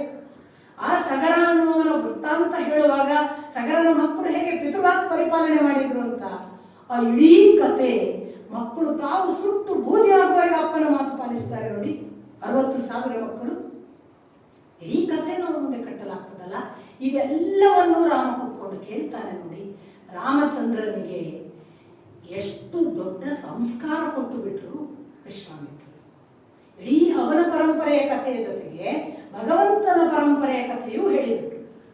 ಬರೇ ಅವನ ವಂಶಜ ಪರಂಪರೆ ಅಲ್ಲ, ಅವನ ವಂಶದ ಪರಂಪರೆ ಹೇಗೂ ಇದೆ, ಅವನ ವಂಶಜರ ಜೊತೆಗೆ ಭಗವತ್ ಪರಂಪರೆ, ಗಂಗೆಯ ಪರಂಪರೆ, ಅದರ ಪರಿಶುದ್ಧತೆಯ ಪರಂಪರೆ, ಅದರ ಜೊತೆಗೆ ಭಗವಂತ ಹೇಗೆ ತನ್ನ ಸೃಷ್ಟಿ ಕಾಲದಲ್ಲಿ ಏನೆಲ್ಲ ಮಾಡಿದ ಅನ್ನೋದರ ಶಿವನ ಮುಖಾಂತರದ ಕಥೆ ಎಲ್ಲವನ್ನು ಬಾಲ್ಯದ 16 ವರ್ಷದ ಹುಡುಗನಿಗೆ ಪಾಠ ಆಯಿತು. ಅಷ್ಟಕ್ಕೆ ನಿಲ್ಲಿಸಲಿಲ್ಲ. ಆ ಹುಡುಗ ಹೇಗೆ ಅಂದರೆ, ಇದೇನು ಬಹಳ ವಿಶೇಷ ಆಶ್ರಮದ ಹಾಗೆ ಕಾಣ್ತದೆ, ತುಂಬಾ ದೊಡ್ಡ ಋಷಿಗಳು ಯಾರು ಇದ್ದ ಆಶ್ರಮ, ಈಗ ಯಾಕೋ ಸ್ತಬ್ಧ ಆದ ಹಾಗೆ ಕಾಣ್ತದೆ. ಅವನ ಅಬ್ಸರ್ವೇಷನ್ ನೋಡಿ ಎಷ್ಟು ಸೆನ್ಸಿಟಿವ್ ಅವನು. ಆ ಪ್ರಶ್ನೆ ಕೇಳಿದ್ರಿಂದ ಏನಾಯ್ತು, ಹೌದು ಇಲ್ಲಿ ಗೌತಮರಿದ್ರು, ಇಲ್ಲಿ ಅಹಲ್ಯೆ ಇದ್ರು, ಅವ್ರ ಕತೆ. ಅನೇಕರಿಗೆ ಏನು ಅಂದ್ರೆ ಅಹಲ್ಯೆಗೆ ಗೊತ್ತೇ ಇರಲಿಲ್ಲ ಇಂದ್ರ ಗೌತಮನ ರೂಪದಲ್ಲಿ ಬಂದ, ಹಾಗೇನೂ ಇಲ್ಲ. ವಾಲ್ಮೀಕಿಗಳು ಸ್ಪಷ್ಟ ಬರೀತಾರೆ, ಬಂದವನು ಗೌತಮನಲ್ಲ ಎಂದು ಅವಳಿಗೆ ಗೊತ್ತಿತ್ತು. ಇದು ಇಂದ್ರ ಬೇರೆ ವೇಷದಲ್ಲಿ ಬಂದಿದ್ದಾನೆ ಎಂದು ತಿಳಿದು ಅವಳು ಅವನಿಗೆ ಮೌಢ್ಯದಿಂದ ತನ್ನನ್ನು ಒಪ್ಪಿಸಿಕೊಂಡಳು. ಮೌಢ್ಯ ಅನ್ನೋದಕ್ಕೆ ಮೋಹ ಅಂತ ಅರ್ಥ ಇದೆ, ಭ್ರಾಂತಿ ಆಗುವುದು ಅಂತ. ಅವಳಿಗೊಂದು ಭ್ರಾಂತಿಯಾಗಿ ಒಪ್ಪಿಕೊಂಡಳು. ಹಾಗಾಗಿ ಗೊತ್ತಿಲ್ಲದೆ ಆದದ್ದಲ್ಲ, ಗೌತಮ ಅಂತ ಏನೋ ಹೋದದ್ದಲ್ಲ, ಗೊತ್ತಿದ್ದೇ ಹೋದು. ಯಾಕೆ ಗೊತ್ತಿದ್ದು ಯಾಕೆ ಹೋದ್ಲು, ಮತ್ತೆ ಯಾಕೆ ಭ್ರಾಂತಿ ಆಯಿತು? ಇಂದ್ರ ಬಂದದ್ದು ಗೌತಮನ ತಪಸ್ಸನ್ನು ಕಡಿಮೆ ಮಾಡಲಿಕ್ಕೆ. ಆ ತಪಶಕ್ತಿಯಿಂದ ದೇವತೆಗಳಿಗೆ ತೊಂದರೆ ಆಗ್ತಿದೆ ಅಂತ. ದೇವತೆಗಳಿಗೆ ತೊಂದರೆ ಆಗುವ ಇವನ ತಪಸ್ಸನ್ನು ಕಡಿಮೆ ಮಾಡಬೇಕಾದ್ರೆ ಇವನ ತಪಸ್ಸಿಗೆ ಭಂಗ ತರಬೇಕು. ಒಂದು ಭಂಗ ಯಾವುದು? ಕ್ರೋಧ, ಕೋಪ ಉಂಟು ಮಾಡುವುದು. ಕೋಪ ಉಂಟಾಯ್ತಾದ್ರೆ ತಪಸ್ಸು ಭಂಗ. ಅದು ಮುಂದೆ ನಿಮಗೆ ವಿಶ್ವಾಮಿತ್ರರ ಜೀವನದಲ್ಲೂ ಗೊತ್ತಾಗುತ್ತೆ. ಕೋಪ ಉಂಟಾಯಿತು, ಕೋಪ ಉಂಟಾದಾಗ ಶಾಪ ಕೊಟ್ಟರು, ಇಂದ್ರನ ಕೆಲಸ ಆಯಿತು. ಏನು? ತಪಸ್ಸು ಭಂಗ ಆಯಿತು, ಗೌತಮನ ಶಕ್ತಿ ಕಡಿಮೆ ಆಯಿತು, ದೇವತೆಗಳು ಸೇಫ್. ಆದರೆ ತಪಸ್ಸಿನ ಕೋಪಕ್ಕೆ ಹುಟ್ಟಿದ ಶಾಪ ಏನು? ನೀನು ಅದೃಶ್ಯಳ, ಕಲ್ಲಾಗುವಲ್ಲ, ಅದೃಶ್ಯ, ಯಾರಿಗೂ ಕಾಣಿಸದೆ ಹೋಗು, ಇದ್ದು ಇಲ್ಲದ ಹಾಗೆ ಬದುಕು. ನೀ ಇದ್ದೀಯ ಆದ್ರೆ ಯಾರಿಗೂ ಗೊತ್ತಾಗಲ್ಲ, ನಿನ್ನ ಎಕ್ಸಿಸ್ಟೆನ್ಸೇ ಯಾರಿಗೂ ಗೊತ್ತಾಗಲ್ಲ. ಮತ್ತೆ ಒಳ ಒಂದು ಅವಳ ಕುರಿತ ಮತ್ತು ಒಟ್ಟು ವ್ಯವಸ್ಥೆಯ ಕುರಿತ ಒಂದು ಗೌರವ ಇತ್ತು ಗೌತಮರಿಗೆ. ಅದಕ್ಕೆ ನೀನು ಮತ್ತೆ ರಾಮ ಇಲ್ಲಿಗೆ ಬಂದಾಗ ದೃಶ್ಯಳ. ಈ ಕಡೆ ಅವನಿಗೆ ಪಾಪ ಇಂದ್ರನಿಗೆ, ನೀನು ನನ್ನ ಹೆಸರಿನಲ್ಲಿ ನನ್ನಂತೆ ಮಾಡಿ ವೇಷ ಧರಿಸಿ ಅಹಲ್ಯೆಯನ್ನು ಅನುಭವಿಸಿದ್ದಕ್ಕೆ ನಿನ್ನ ವೃಷಣಗಳು ಇಲ್ಲವಾಗಲಿ, ನಿನ್ನ ವೃಷಣಗಳು ಇಲ್ಲವಾಗಲಿ ಅಂದದ್ದಕ್ಕೆ ಪಾಪ ಅವನು ಹೋಗಿ ದೇವತೆಗಳನ್ನು ಬೇಡಿಕೊಳ್ತಾನೆ. ನೋಡಿ, ನಿಮಗೆ ತೊಂದರೆ ಆಗಬಾರ್ದು, ಗೌತಮನ ಶಕ್ತಿ ಕಡಿಮೆ ಮಾಡಬೇಕು ಅಂತ ಹೋಗಿ ಈಗ ನಾನು ವೃಷಣ ಕಳ್ಕೊಂಡಿದ್ದೇನೆ, ಏನ್ ಮಾಡಬೇಕು? ಕಡೆಗೆ ದೇವತೆಗಳೆಲ್ಲ ಬಂದು ಯಜ್ಞಕ್ಕೆ ಬಲಿಗೆ ಸಿದ್ಧವಾದ ಒಂದು ಮೇಷದ ವೃಷಣವನ್ನು ತೆಗೆದು ಅವನಿಗೆ ಜೋಡಿಸಿದ್ರು ಅಂತ. ಕಸಿ, ಆ ಕಾಲಕ್ಕೆ ಮೇಷದ ವೃಷಣವನ್ನು ಕಸಿ ಮಾಡಿದ್ರು ಅಂತ ಇಂದ್ರನಿಗೆ. ಅದಕ್ಕೆ ಅವನಿಗೆ ಮೇಷ ವೃಷಣ ಅಂತ ಒಂದು ಹೆಸರು. ಇಷ್ಟು ಮಾಡಿದ, ಇಷ್ಟು ಕಥೆ ಹೇಳಿದ ನಂತರದಲ್ಲಿ ರಾಮ, ನೀನು ಒಮ್ಮೆ ಆಶ್ರಮದ ಒಳಗೆ ಹೋಗು. ಇಷ್ಟು ಕಥೆ ಹೇಳಿ ನಾವು ಎಲ್ಲರೂ ಏನು ಕೇಳಿದ್ದು, ನಮಗೆಲ್ಲ ಕಥೆ ಹೇಳುವವರು ಯಕ್ಷಗಾನದವರು ಅಥವಾ ನಾವು ಬೇರೆ ಬೇರೆ ಕಡೆ ನಾವು ಕೇಳಿ ಬಾಲ್ಯದಿಂದ ಕೇಳಿದ್ದು, ರಾಮ ಪಾದ ಇಟ್ಟ ಕಲ್ಲಿದ್ದವರಿಗೆ ಜೀವ ಬಂತು. ರಾಮ ಆಶ್ರಮದ ಒಳಗೆ ಹೋದಾಗ ಅದೃಶ್ಯಳಾಗಿದ್ದ ಆ ಹಲ್ಲೆ ದೃಶ್ಯಳಾಗಲು ಕಾಣಿಸಿತ್ತು. ಇಷ್ಟವರೆಗೆ ಅದೃಶ್ಯಳಿತ್ತು. ಎಷ್ಟು ಇಂಟ್ರೆಸ್ಟಿಂಗ್. ನಾವು ಉಳಿದ ಎಷ್ಟು ಹೇಳ್ತೇವಲ್ಲ, ರಾಮ ನಮಸ್ಕರಿಸಿದ ಅಂತ ಹೇಳುದು, ರಾಮ ತುಳಿದ ಅಂತ ನಾವು ಹೇಳೋದು. ರಾಮ ಅಹಲ್ಯೆಗೆ ನಮಸ್ಕರಿಸಿದ, ಆಶೀರ್ವಾದ ಬೇಡಿದ. ಯಾಕೆ ಅಂದ್ರೆ ಇಂಥದೊಂದು ತೇಜಸ್ಸು, ಇಂಥದೊಂದು ಸಾಕ್ಷಾತ್ ಭಗವಂತನೇ ಮೂರ್ತಿವೆತ್ತು ಬಂದ ಹಾಗೆ ಇರುವ ಹೆಣ್ಣಿನ ರೂಪ, ಇಂಥದೊಂದು ದೇವಿ ಹೀಗೆ ಕಾಣಿಸಬಹುದಾ ಅಂತ ಆಶ್ಚರ್ಯಚಕಿತನಾದನಂತೆ ರಾಮ. ಆಗಿದ್ದಳಂತೆ.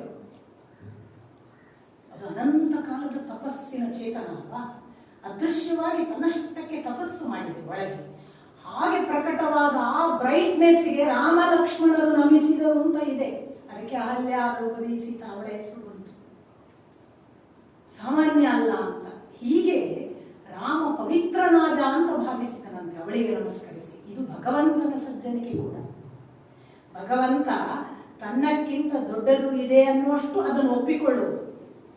ತಾನೇ ದೊಡ್ಡವ ಅನ್ನೋದು ಅಹಂಕಾರದಿಂದ ತಾನು ತುಳಿದೆ ಅದಕ್ಕೆ ಜೀವ ಬಂತು ಸೆಟದು ನಿಲ್ಲುವುದಲ್ಲ. ಭಗವಂತ ನಮಿಸಿದ ಅಂತ. ಇಷ್ಟು ನೋಡಿ, ಅಲ್ಲಿ ಒಂದು ಕಡೆ ಅವರಿಗೆ ಗಂಗೆಯಂತಹ ಗಂಗಾಮಾತೆಯ ಪರಿಚಯ ಆಯಿತು. ಅಹಲ್ಯೆಯಂತ ಅಹಲ್ಯೆಯ ಪರಿಚಯ ಆಯಿತು.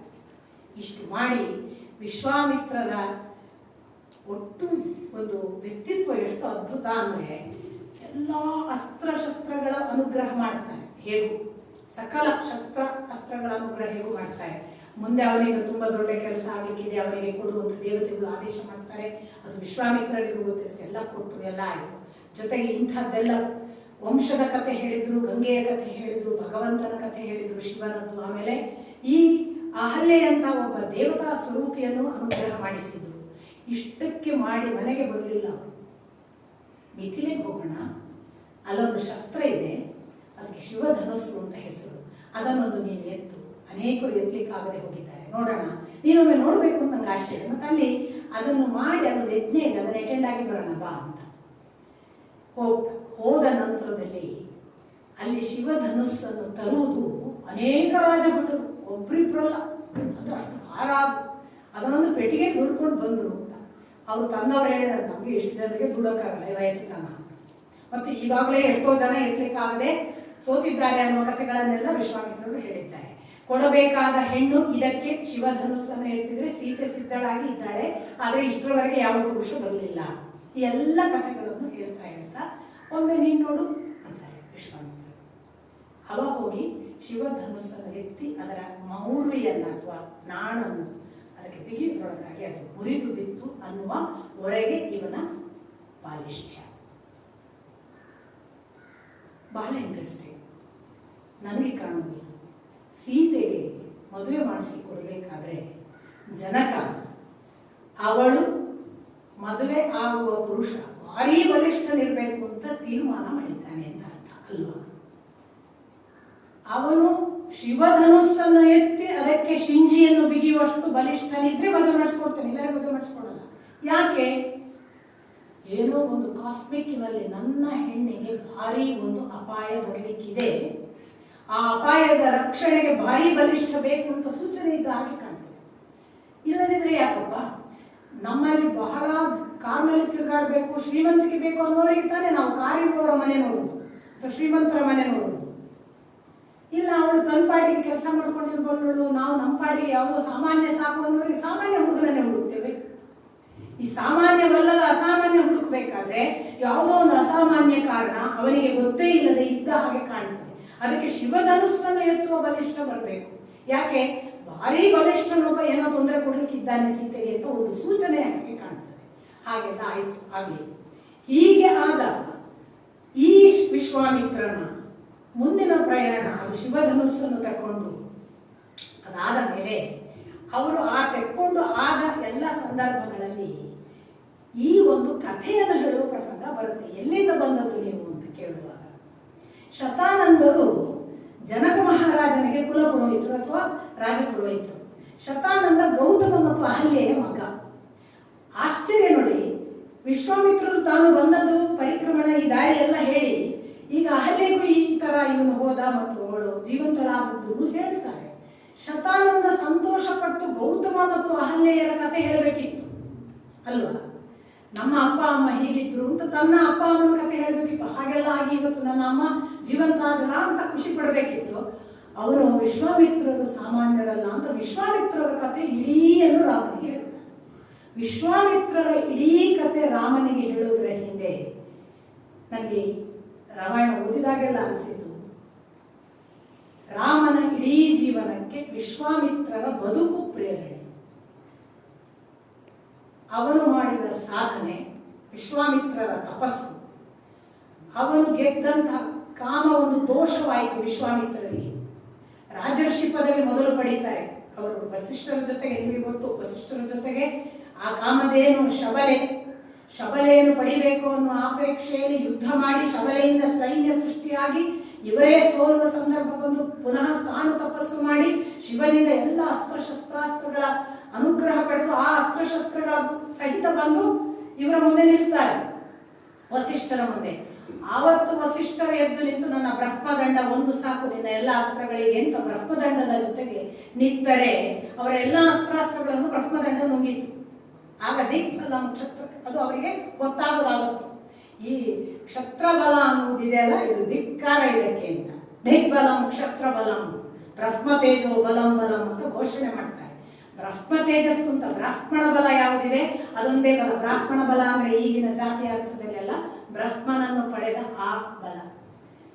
ಹೀಗಾಗಿ ಅವರು ಮುಂದೆ ತಪಸ್ಸಿಗೆ ತೊಡಗುತ್ತಾರೆ. ಅವರ ಪ್ರಥಮ ತಪಸ್ಸಿನ ಮೊದಲನೇ ಹಂತ ಬ್ರಹ್ಮ ಬಂದು ಅವರ ತಪಸ್ಸಿನ ರೀತಿಯನ್ನು ನೋಡಿ ನೀನು ರಾಜರ್ಷಿ ಅಂತಾನೆ. ಅವನು ನಗ್ತಾ ಅನ್ಕೋತಾನೆ, ಯಾವುದನ್ನು ನಾನು ಪಡಿಬೇಕು ಅಂತ ಹೊರಟಿದ್ನೋ ಅದು ಇನ್ನೂ ಪಡೆದೇ ಇಲ್ಲ, ಇನ್ನೂ ರಾಜರ್ಷಿ ಅಂತಾರಲ್ಲ ಅಂತ ಮತ್ತೆ ತಪಸ್ಸು ಮಾಡಿದ. ಹಾಗಾದ್ರೆ ನೀನು ಋಷಿ ಅಂತ ಅನುಗ್ರಹ ಮಾಡ್ತಾರೆ. ಅರೆ ನಾನು ಋಷಿ ಮಾತ್ರ ಆಗಲಿಕ್ಕೆ ಬಂದವನಲ್ಲ ಅಂತ ಮತ್ತೆ ತಪಸ್ಸು ಮಾಡ್ತಾರೆ. ಮೇನಕೆಯನ್ನು ಬಿಡಲಾಗ್ತದೆ, ಮೇನಕೆಗೆ ಒಲಿತಾರೆ. ಕಾಮ ಕಾರಣವಾಗಿ ರಾಜರ್ಷಿ ಋಷಿ ಆದವರೂ ಕೂಡ ಕಾಮದಿಂದ 10 ವರ್ಷ ವ್ಯರ್ಥ ಮಾಡಿದ್ನಲ್ಲ ಅಂತ ತಲೆ ಘಟಿಸಿಕೊಂಡು ಮತ್ತೊಂದು ದಿಕ್ಕಿಗೆ, ಮೊದಲು ಪೂರ್ವ, ಆ ಬಳಿಕ ಪಶ್ಚಿಮ, ಅದಾದ ನಂತರ ದಕ್ಷಿಣ ದಿಕ್ಕಿನ ತಪಸ್ಸಿನಲ್ಲಿ ಅವರು ತೀರ್ಮಾನ ಮಾಡ್ತಾರೆ, ನಾನಿನ್ನು ಕಾಮಕ್ಕೆ ಸೋಲಿಕ್ಕಿಲ್ಲ. ಆಗ ಪಡೆಯುವುದವರು ಮಹರ್ಷಿ ಅನ್ನುವ ಸ್ಥಿತಿ ಅಥವಾ ಆ ಒಂದು ಪದವಿ. ಮಹರ್ಷಿಗೆ ಮುಗಿಯಲ್ಲ, ಕಟ್ಟ ಕಡೆಗೆ ಅವರು ಇನ್ನೂ ಆ ಮಹರ್ಷಿ ಪದವಿಯಲ್ಲಿರುವಾಗ ಅವರು ಇನ್ನೇನು ಗೆದ್ದೆ ನಾನು ಅನ್ನುವ ಹಂತಕ್ಕಿದ್ದಾಗ ರಂಭೆಯನ್ನು ಕಳಿಸಲಾಗ್ತದೆ. ಇಂದ್ರ ಕಳಿಸ್ತಾನೆ, ನಾನೆಲ್ಲ ಇದ್ದೇನೆ, ನಾನು ಮನ್ಮಥ ಎಲ್ಲ ಬರ್ತೇವೆ, ವಸಂತ ಕಾಲವು ನಿನ್ನ ಜೊತೆಗೆ ಹೋಗು ಅಂತ. ರಂಭೆ ಬಂದ ಕೂಡಲೇ ಈ ಸಾರಿ ಅವರು ತೀರ್ಮಾನ ಮಾಡಿದ್ದಾರೆ, ಇಲ್ಲ ನಾನು ಇವರನ್ನು ಸೇರುವುದಿಲ್ಲ, ನಾನು ಕಾಮಕ್ಕೆ ಒಲಿಲಿಕ್ಕಿಲ್ಲ ಅಂತ ಹೇಳಿ ಅವ್ರೇನ್ ಮಾಡಿದ್ರು, ರಂಭೆ ಕಲ್ಲಾಗಿ ಹೋಗ್ಲಿ ಶಾಪ. ಕಲ್ಲಾದದರ ಪರಿಣಾಮ ಇವನ ಕೋಪಕ್ಕೆ ಫಲ, ಮತ್ತೆ ತಪಸ್ಸು ಭಂಗ. 4ನೇ ಹಂತ ಬಂದಾಗ ಕಡೆಗೆ ಆ ಕೊನೆಯ ಹಂತದಲ್ಲಿ ಕೋಪವೂ ಇಲ್ಲ, ಕಾಮವೂ ಇಲ್ಲ. ಕಾಮ ಕ್ರೋಧ ಕಳೆದರೆ ಉಳಿದ ಅರಿಷಟ್ ವೈರಿಗಳ ಇನ್ನುಳಿದ 4 ಬಹಳ ಈಸಿಯಾಗಿ ಕೈವಶ ಆಗ್ತವೆ. ಪ್ರಾರಂಭದ 2 ಕಾಮಕ್ರೋಧ ಇದ್ರೆ ಉಳಿದ 4 ಬೆನ್ನು ಹತ್ತದೆ. ಇವರು ಅದೆರಡು ದಾಟಿದ್ರು. ಬ್ರಹ್ಮರ್ಷಿ, ನಾನೊಂದು ಬಹಳ ದೊಡ್ಡ ಪ್ರಶ್ನೆ ಅದನ್ನು ಓದಿದಾಗೆಲ್ಲ ಅನಿಸಿದ್ದು, ಬ್ರಹ್ಮರ್ಷಿ ಅಂತ ಬ್ರಹ್ಮ ಬಂದು ಘೋಷಿಸ್ತಾರೆ. ಇವರಿಗೆ ತಲುಪಬೇಕಾಗಿದ್ದ ಕಟ್ಟಕಡೆಯ ಪದವಿ. ಆಗ ನೀನು ಬ್ರಹ್ಮರ್ಷಿ ಆಗಿದ್ದಿ, ನಿನ್ನ ತಪಸ್ಸು ನಿಲ್ಲಿಸಿ. ಯಾಕೆಂದ್ರೆ ಅವರ ನೆತ್ತಿಯಿಂದ ಹೊಗೆ ಹೋಗ್ತಿತ್ತಂತೆ, ಅಷ್ಟು ಅಂಥ ಕಠೋರ ತಪಸ್ಸು. ಇನ್ನು ಅವರು ಅಗ್ನಿ ಎಷ್ಟು ಪ್ರಕಟ ಆಗ್ತಿದೆ ಅಂದ್ರೆ ಸುಡುವುದಿಲ್ಲ. ಆಗ ಬಂದು ಬ್ರಹ್ಮ ಹೇಳಿದ, ನೀನೇನು ಬ್ರಹ್ಮರ್ಷಿ. ಅರೆ ಬ್ರಹ್ಮರ್ಷಿ ಅಂದ ತಕ್ಷಣ ಅವರು ಸಂತುಷ್ಟರಾಗಿ ನನ್ನದು ಹಾಗಾದ್ರೆ ತಪಸ್ಸು ಮುಗೀತು ಅನ್ಬೇಕಲ್ಲ, ಅನ್ನಲ್ಲ. ಅವ್ರು ಅಂದದ್ದೇನು, ನಾನು ಬ್ರಹ್ಮರ್ಷಿ ಹೌದಾ? ಹೌದು. ನನಗೆ ಓಂಕಾರ, ಯಜ್ಞದ ವಷಟ್ಕಾರಗಳು, ವೇದಾಂಗಗಳು ನನಗೆ ಇನ್ನು ಎಲ್ಲ ಪ್ರಕಟ ಆಗ್ತಾವ. ಅದು ಎಲ್ಲವೂ ನಿನ್ನ ವಸ್ತುಗಳೇನು, ನಿನ್ನ ಅಧೀನ. ಹಾಗಂತ ನನಗೆ ವಸಿಷ್ಠರು ಹೇಳಬೇಕು. ಎಷ್ಟು ಆಶ್ಚರ್ಯ ನೋಡಿ, ಇಷ್ಟು ತಪಸ್ಸು ಮಾಡಿದವನಿಗೆ ವಸಿಷ್ಠರೇ ಟಾರ್ಗೆಟ್. ಕಟ್ಟ ಕಡೆಗೆ ವಸಿಷ್ಠರು ಬಂದು ಘೋಷಿಸೋದು, ನೀನು ಬ್ರಹ್ಮರ್ಷಿ, ನಿನಗೆ ಓಂಕಾರ, ವಷಟ್ಕಾರ, ವೇದಾಂಗಗಳು ನಿನ್ನ ಸ್ವಾಧೀನ ಆಗಿವೆ, ನೀನು ತಲುಪಬೇಕಾದಂತಹ ಸ್ಥಿತಿಯನ್ನು ತಲುಪಿದಿ, ನೀನು ಬ್ರಹ್ಮರ್ಷಿ.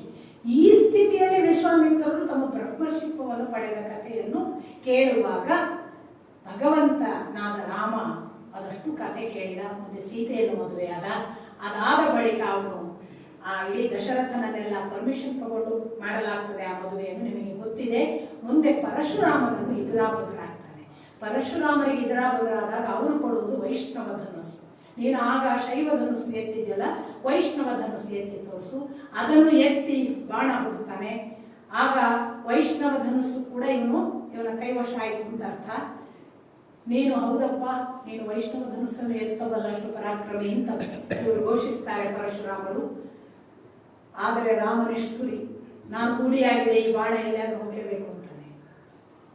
ಆಗ ವಿಶ್ವಾಮಿತ್ರ ಪರಶುರಾಮರು ಹೇಳೋದು, 2 ಚಾನ್ಸ್ ಕೊಡ್ತಾನೆ ರಾಮ. ಒಂದು, ನಿಮ್ಮ ತಪಸ್ಸಿನಿಂದ ಪಡೆದ ವೇಗ ಏನಿದೆ, ಸಂಚಾರ ವೇಗ, ಅದನ್ನು ನಿಲ್ಲಿಸುವುದು, ಅಥವಾ ತಪಸ್ಸಿನಿಂದ ಪಡೆದ ಫಲ ನಿಲ್ಲಿಸುವುದು, ತಪಫಲ.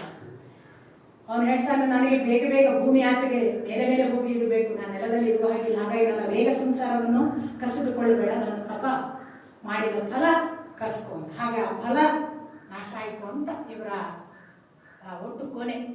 ಅಲ್ಟಿಮೇಟ್ಲಿ ವಿಶ್ವಾಮಿತ್ರರ ಮತ್ತು ಈ ಒಂದು ರಾಮನ ಸಮಾಗಮದ ಮುಖ್ಯಾಂಶ ಕಟ್ಟ ಕಡೆಗೆ ಏನು ಅಂತಂದ್ರೆ, ರಾಮ ತನ್ನ ಜೀವಿತಾವಧಿಯಲ್ಲಿ ವಿಶ್ವಾಮಿತ್ರರನ್ನು ಗುರುವನ್ನಾಗಿಸಿಕೊಂಡ ಮತ್ತು ವಿಶ್ವಾಮಿತ್ರರು ಯಾವ ತಪಸ್ಸಿನ ಮೂಲಕ ಕಾಮವಿಲ್ಲದ, ನೋಡಿ 350 ಹೆಣ್ಣಂದ್ರು ಪ್ಲಸ್ 3 ಹೆಂಡಂದ್ರನ್ನುಳ್ಳ ದಶರಥ ಪರಂಪರೆಯಿಂದ ಹೆಂಡಂದಿರ ಸಂಖ್ಯೆ ಜಾಸ್ತಿ ಇದ್ದದ್ದೇ ಪರಂಪರೆ ಅವನದ್ದು. ಆದರೆ ರಾಮ ಏಕಪತ್ನಿ ವ್ರತಸ್ಥನಾಗುವ ಹಿಂದೆ ರಾಮನಿಗೆ ಈ ಕಾಮವನ್ನು ಗೆದ್ದ ವಿಶ್ವಾಮಿತ್ರರ ಮಾದರಿ ಇತ್ತು, ಆದರ್ಶ ಇತ್ತು. ಹೀಗೆ ವಿಶ್ವಾಮಿತ್ರರು, ಆಮೇಲೆ ಅವನು ಮುಂದೆ ಕಾಲಾಂತರದಲ್ಲಿ ಮಾಂಸವರ್ಜ್ಯವನ್ನು ಮಾಡ್ತಾನೆ ತಾನು ಪಟ್ಟಾಭಿಷಿಕ್ತನಾದ ಮೇಲೆ. ಇದರ ಹಿಂದೂ ವಿಶ್ವಾಮಿತ್ರರ ಕ್ಷಾತ್ರ ಗುಣವನ್ನು ಬಿಟ್ಟು ಬ್ರಾಹ್ಮಣನಾದಾಗ ಪರಿವರ್ತನೆ ಇದೆಯಲ್ಲ, ಅದು ಇದೆ. ಈ ಎಲ್ಲ ಅಂಶಗಳನ್ನು ನಾನು ಯಾಕೆ ಹೇಳ್ತೇನೆ ಅಂದರೆ, ವಿಶ್ವಾಮಿತ್ರರು ಮತ್ತೆ ಎಲ್ಲೂ ಪ್ರವೇಶವೇ ಮಾಡುವುದಿಲ್ಲ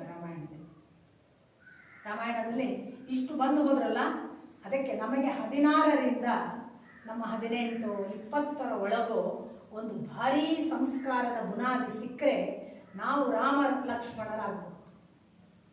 ನಾವು ನಮ್ಮನ್ನು ಹಾಗೊಂದು ತೆರೆದುಕೊಂಡ್ರೆ, ಅದಕ್ಕೆ ಪ್ರತಿ ಬಾಲ್ಯಕ್ಕೆ ನಾವು ಅಂಥದ್ದೊಂದು ಸಂಸ್ಕಾರ ಕೊಡುವ ಸಂಸ್ಕೃತಿಯನ್ನು ಕೊಟ್ಟರೆ ಯಾವ ಥರದ ಮಕ್ಕಳು ಬೆಳೀಬಹುದು ಅನ್ನೋದಕ್ಕೆ ನಮ್ಮ ರಾಮಾಯಣದ ರಾಮಲಕ್ಷ್ಮಣರ ಜೀವಿತಾವಧಿಯ ಉದಾಹರಣೆಯನ್ನು ನಾವು ಗಮನಿಸಬೇಕು. ಆ ಎಲ್ಲ ಸಾಧ್ಯತೆಗಳನ್ನು ನಾವು ಇಡೀ ಆ ಪ್ರಾರಂಭದ ಬಾಲಕಾಂಡದಲ್ಲಿ ಕಾಣ್ತೇವೆ. ಬಹುಶಃ ನಾನು ಎಷ್ಟು ಸ್ಪೀಡ್ ಹೋಗಬೇಕು ನನಗೆ ಗೊತ್ತಾಗ್ತಿಲ್ಲ. ಸ್ಪೀಡ್ ಹೋಗೋದ್ರಿಂದ ನಾವು ಒಂದು ಬೇಗ ಹೋಗಿ ಮನೆ ಮುಟ್ಟಬೇಕು ಅನ್ನುವ ಒಂದು ಅವಸರ ಮಾತ್ರ ಆದೀತು ಹೊರತು ದಾರಿಯ ಯಾವುದನ್ನು ಎಂಜಾಯ್ ಮಾಡಲಿಕ್ಕಾಗಲಿಕ್ಕಿಲ್ಲ. ನಿಮಗೆ ಎಂಜಾಯ್ಮೆಂಟ್ ಬೇಡ, ಡೆಸ್ಟಿನೇಷನ್ ಸಾಕು ಅಂದರೆ ನನಗೇನು ತೊಂದರೆ ಇಲ್ಲ. ರಾಮಾಯಣವನ್ನು ಅಖಂಡವಾಗಿ ಹೇಳಿ ನಾಳೆ ನಾಡಿದ್ದು 2 ದಿನದಲ್ಲಿ ಮುಗಿಸ್ಬೋದು. ನೋಡೋಣ ನಿಮ್ಮ ಸ್ಪಂದನದ ಹಾಗೆ. ಮತ್ತು ವೈಯಕ್ತಿಕವಾಗಿ ರಾಮನನ್ನು ರಾಮಾಯಣವನ್ನು ತುಂಬ ಸೂಕ್ಷ್ಮಾಂಶಗಳೆಲ್ಲ ಇರೋದ್ರಿಂದ ಅದರ ಪ್ರತಿಯೊಂದು ಸಂಗತಿಗಳನ್ನು ಗ್ರಹಿಸ್ತಾ ಹೋಗುವುದು, ಅಂತರ್ಗತ ಮಾಡಿಕೊಳ್ಳುವುದು ಬದುಕಿನ ಬೆಳವಣಿಗೆ ದೃಷ್ಟಿಯಿಂದ ಬಹಳ ಒಳ್ಳೆಯದು ಅಂತ ನನಗನ್ನಿಸುತ್ತೆ. ಅದಷ್ಟು ಅಲ್ಲದೆ ಇದು ಇಡೀ ಅವತಾರ ಪರಂಪರೆಯನ್ನು ನೋಡಿದರೆ ಭಗವಂತ ಪ್ರಾಣಿಯಾಗಿ ಬರ್ತೇನೆ ಅಂತ ತೋರಿಸಿದ, ಮತ್ಸ್ಯದ ಮೂಲಕ, ಕೂರ್ಮದ ಮೂಲಕ. ಪ್ರಾಣಿ ಮನುಷ್ಯ ಎರಡೂ ಆಗಿಯೂ ನಾನು ಬರಬಲ್ಲೆ ಅಂತ ತೋರಿಸಿದ, ಅದು ನರಸಿಂಹ ಅವತಾರದ ಮೂಲಕ. ಒಬ್ಬ ಪುಟ್ಟ ಬಾಲಕನಾಗಿ ಬರಬಹುದು ಅನ್ನೋದನ್ನು ತೋರಿಸಿದ ವಾಮನನ ಮೂಲಕ. ಅಂದರೆ ಭಗವಂತನನ್ನು ನಾವು ಮಿಸ್ ಮಾಡಬಾರ್ದು ಅನ್ನೋ ಕಾರಣಕ್ಕೆ ಇದೆಲ್ಲ ಸೂಚನೆ. ಅವನು ಹೇಗೂ ಬರಬಹುದು ಅಂತ. ಹಾಗಾಗಿ ಅವನೊಂದು ಪುಟ್ಟ ಏನೋ ಹುಡುಗ ಅಂತ ಅಸಡ್ಡೆ ಮಾಡಬೇಡಿ, ಒಂದು ಸಣ್ಣ ಮಗುವಾಗಿ ಬರಬಹುದು.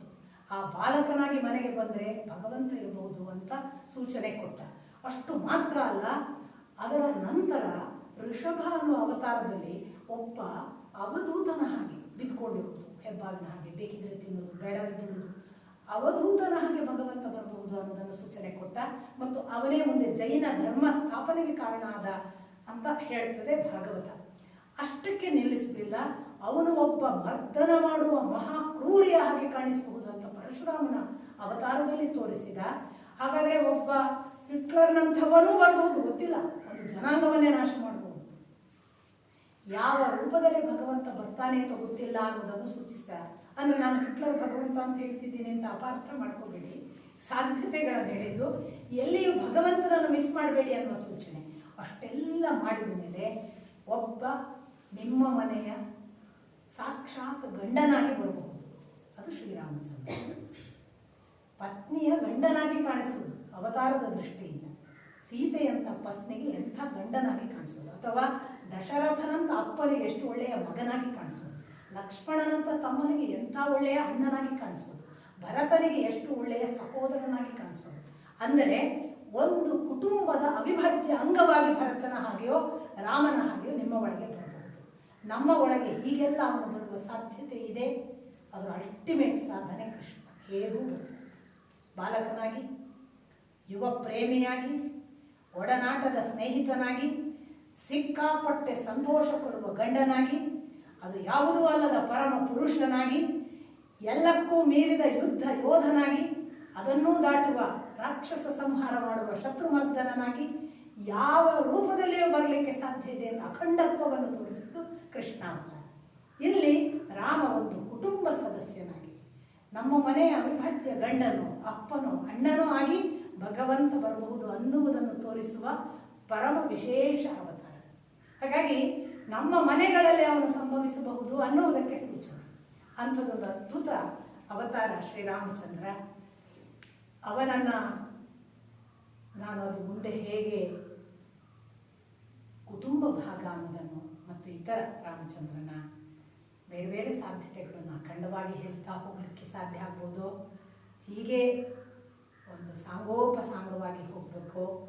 ಭಗವದಿಚ್ಛೆ ಅದು ಹೇಗಾಗುತ್ತೋ ಹಾಗೆ ನಾಳೆ ಮುಂದುವರಿಸೋಣ ಅಂದ್ಕೊಳ್ತೀನಿ. ನಮಸ್ಕಾರ.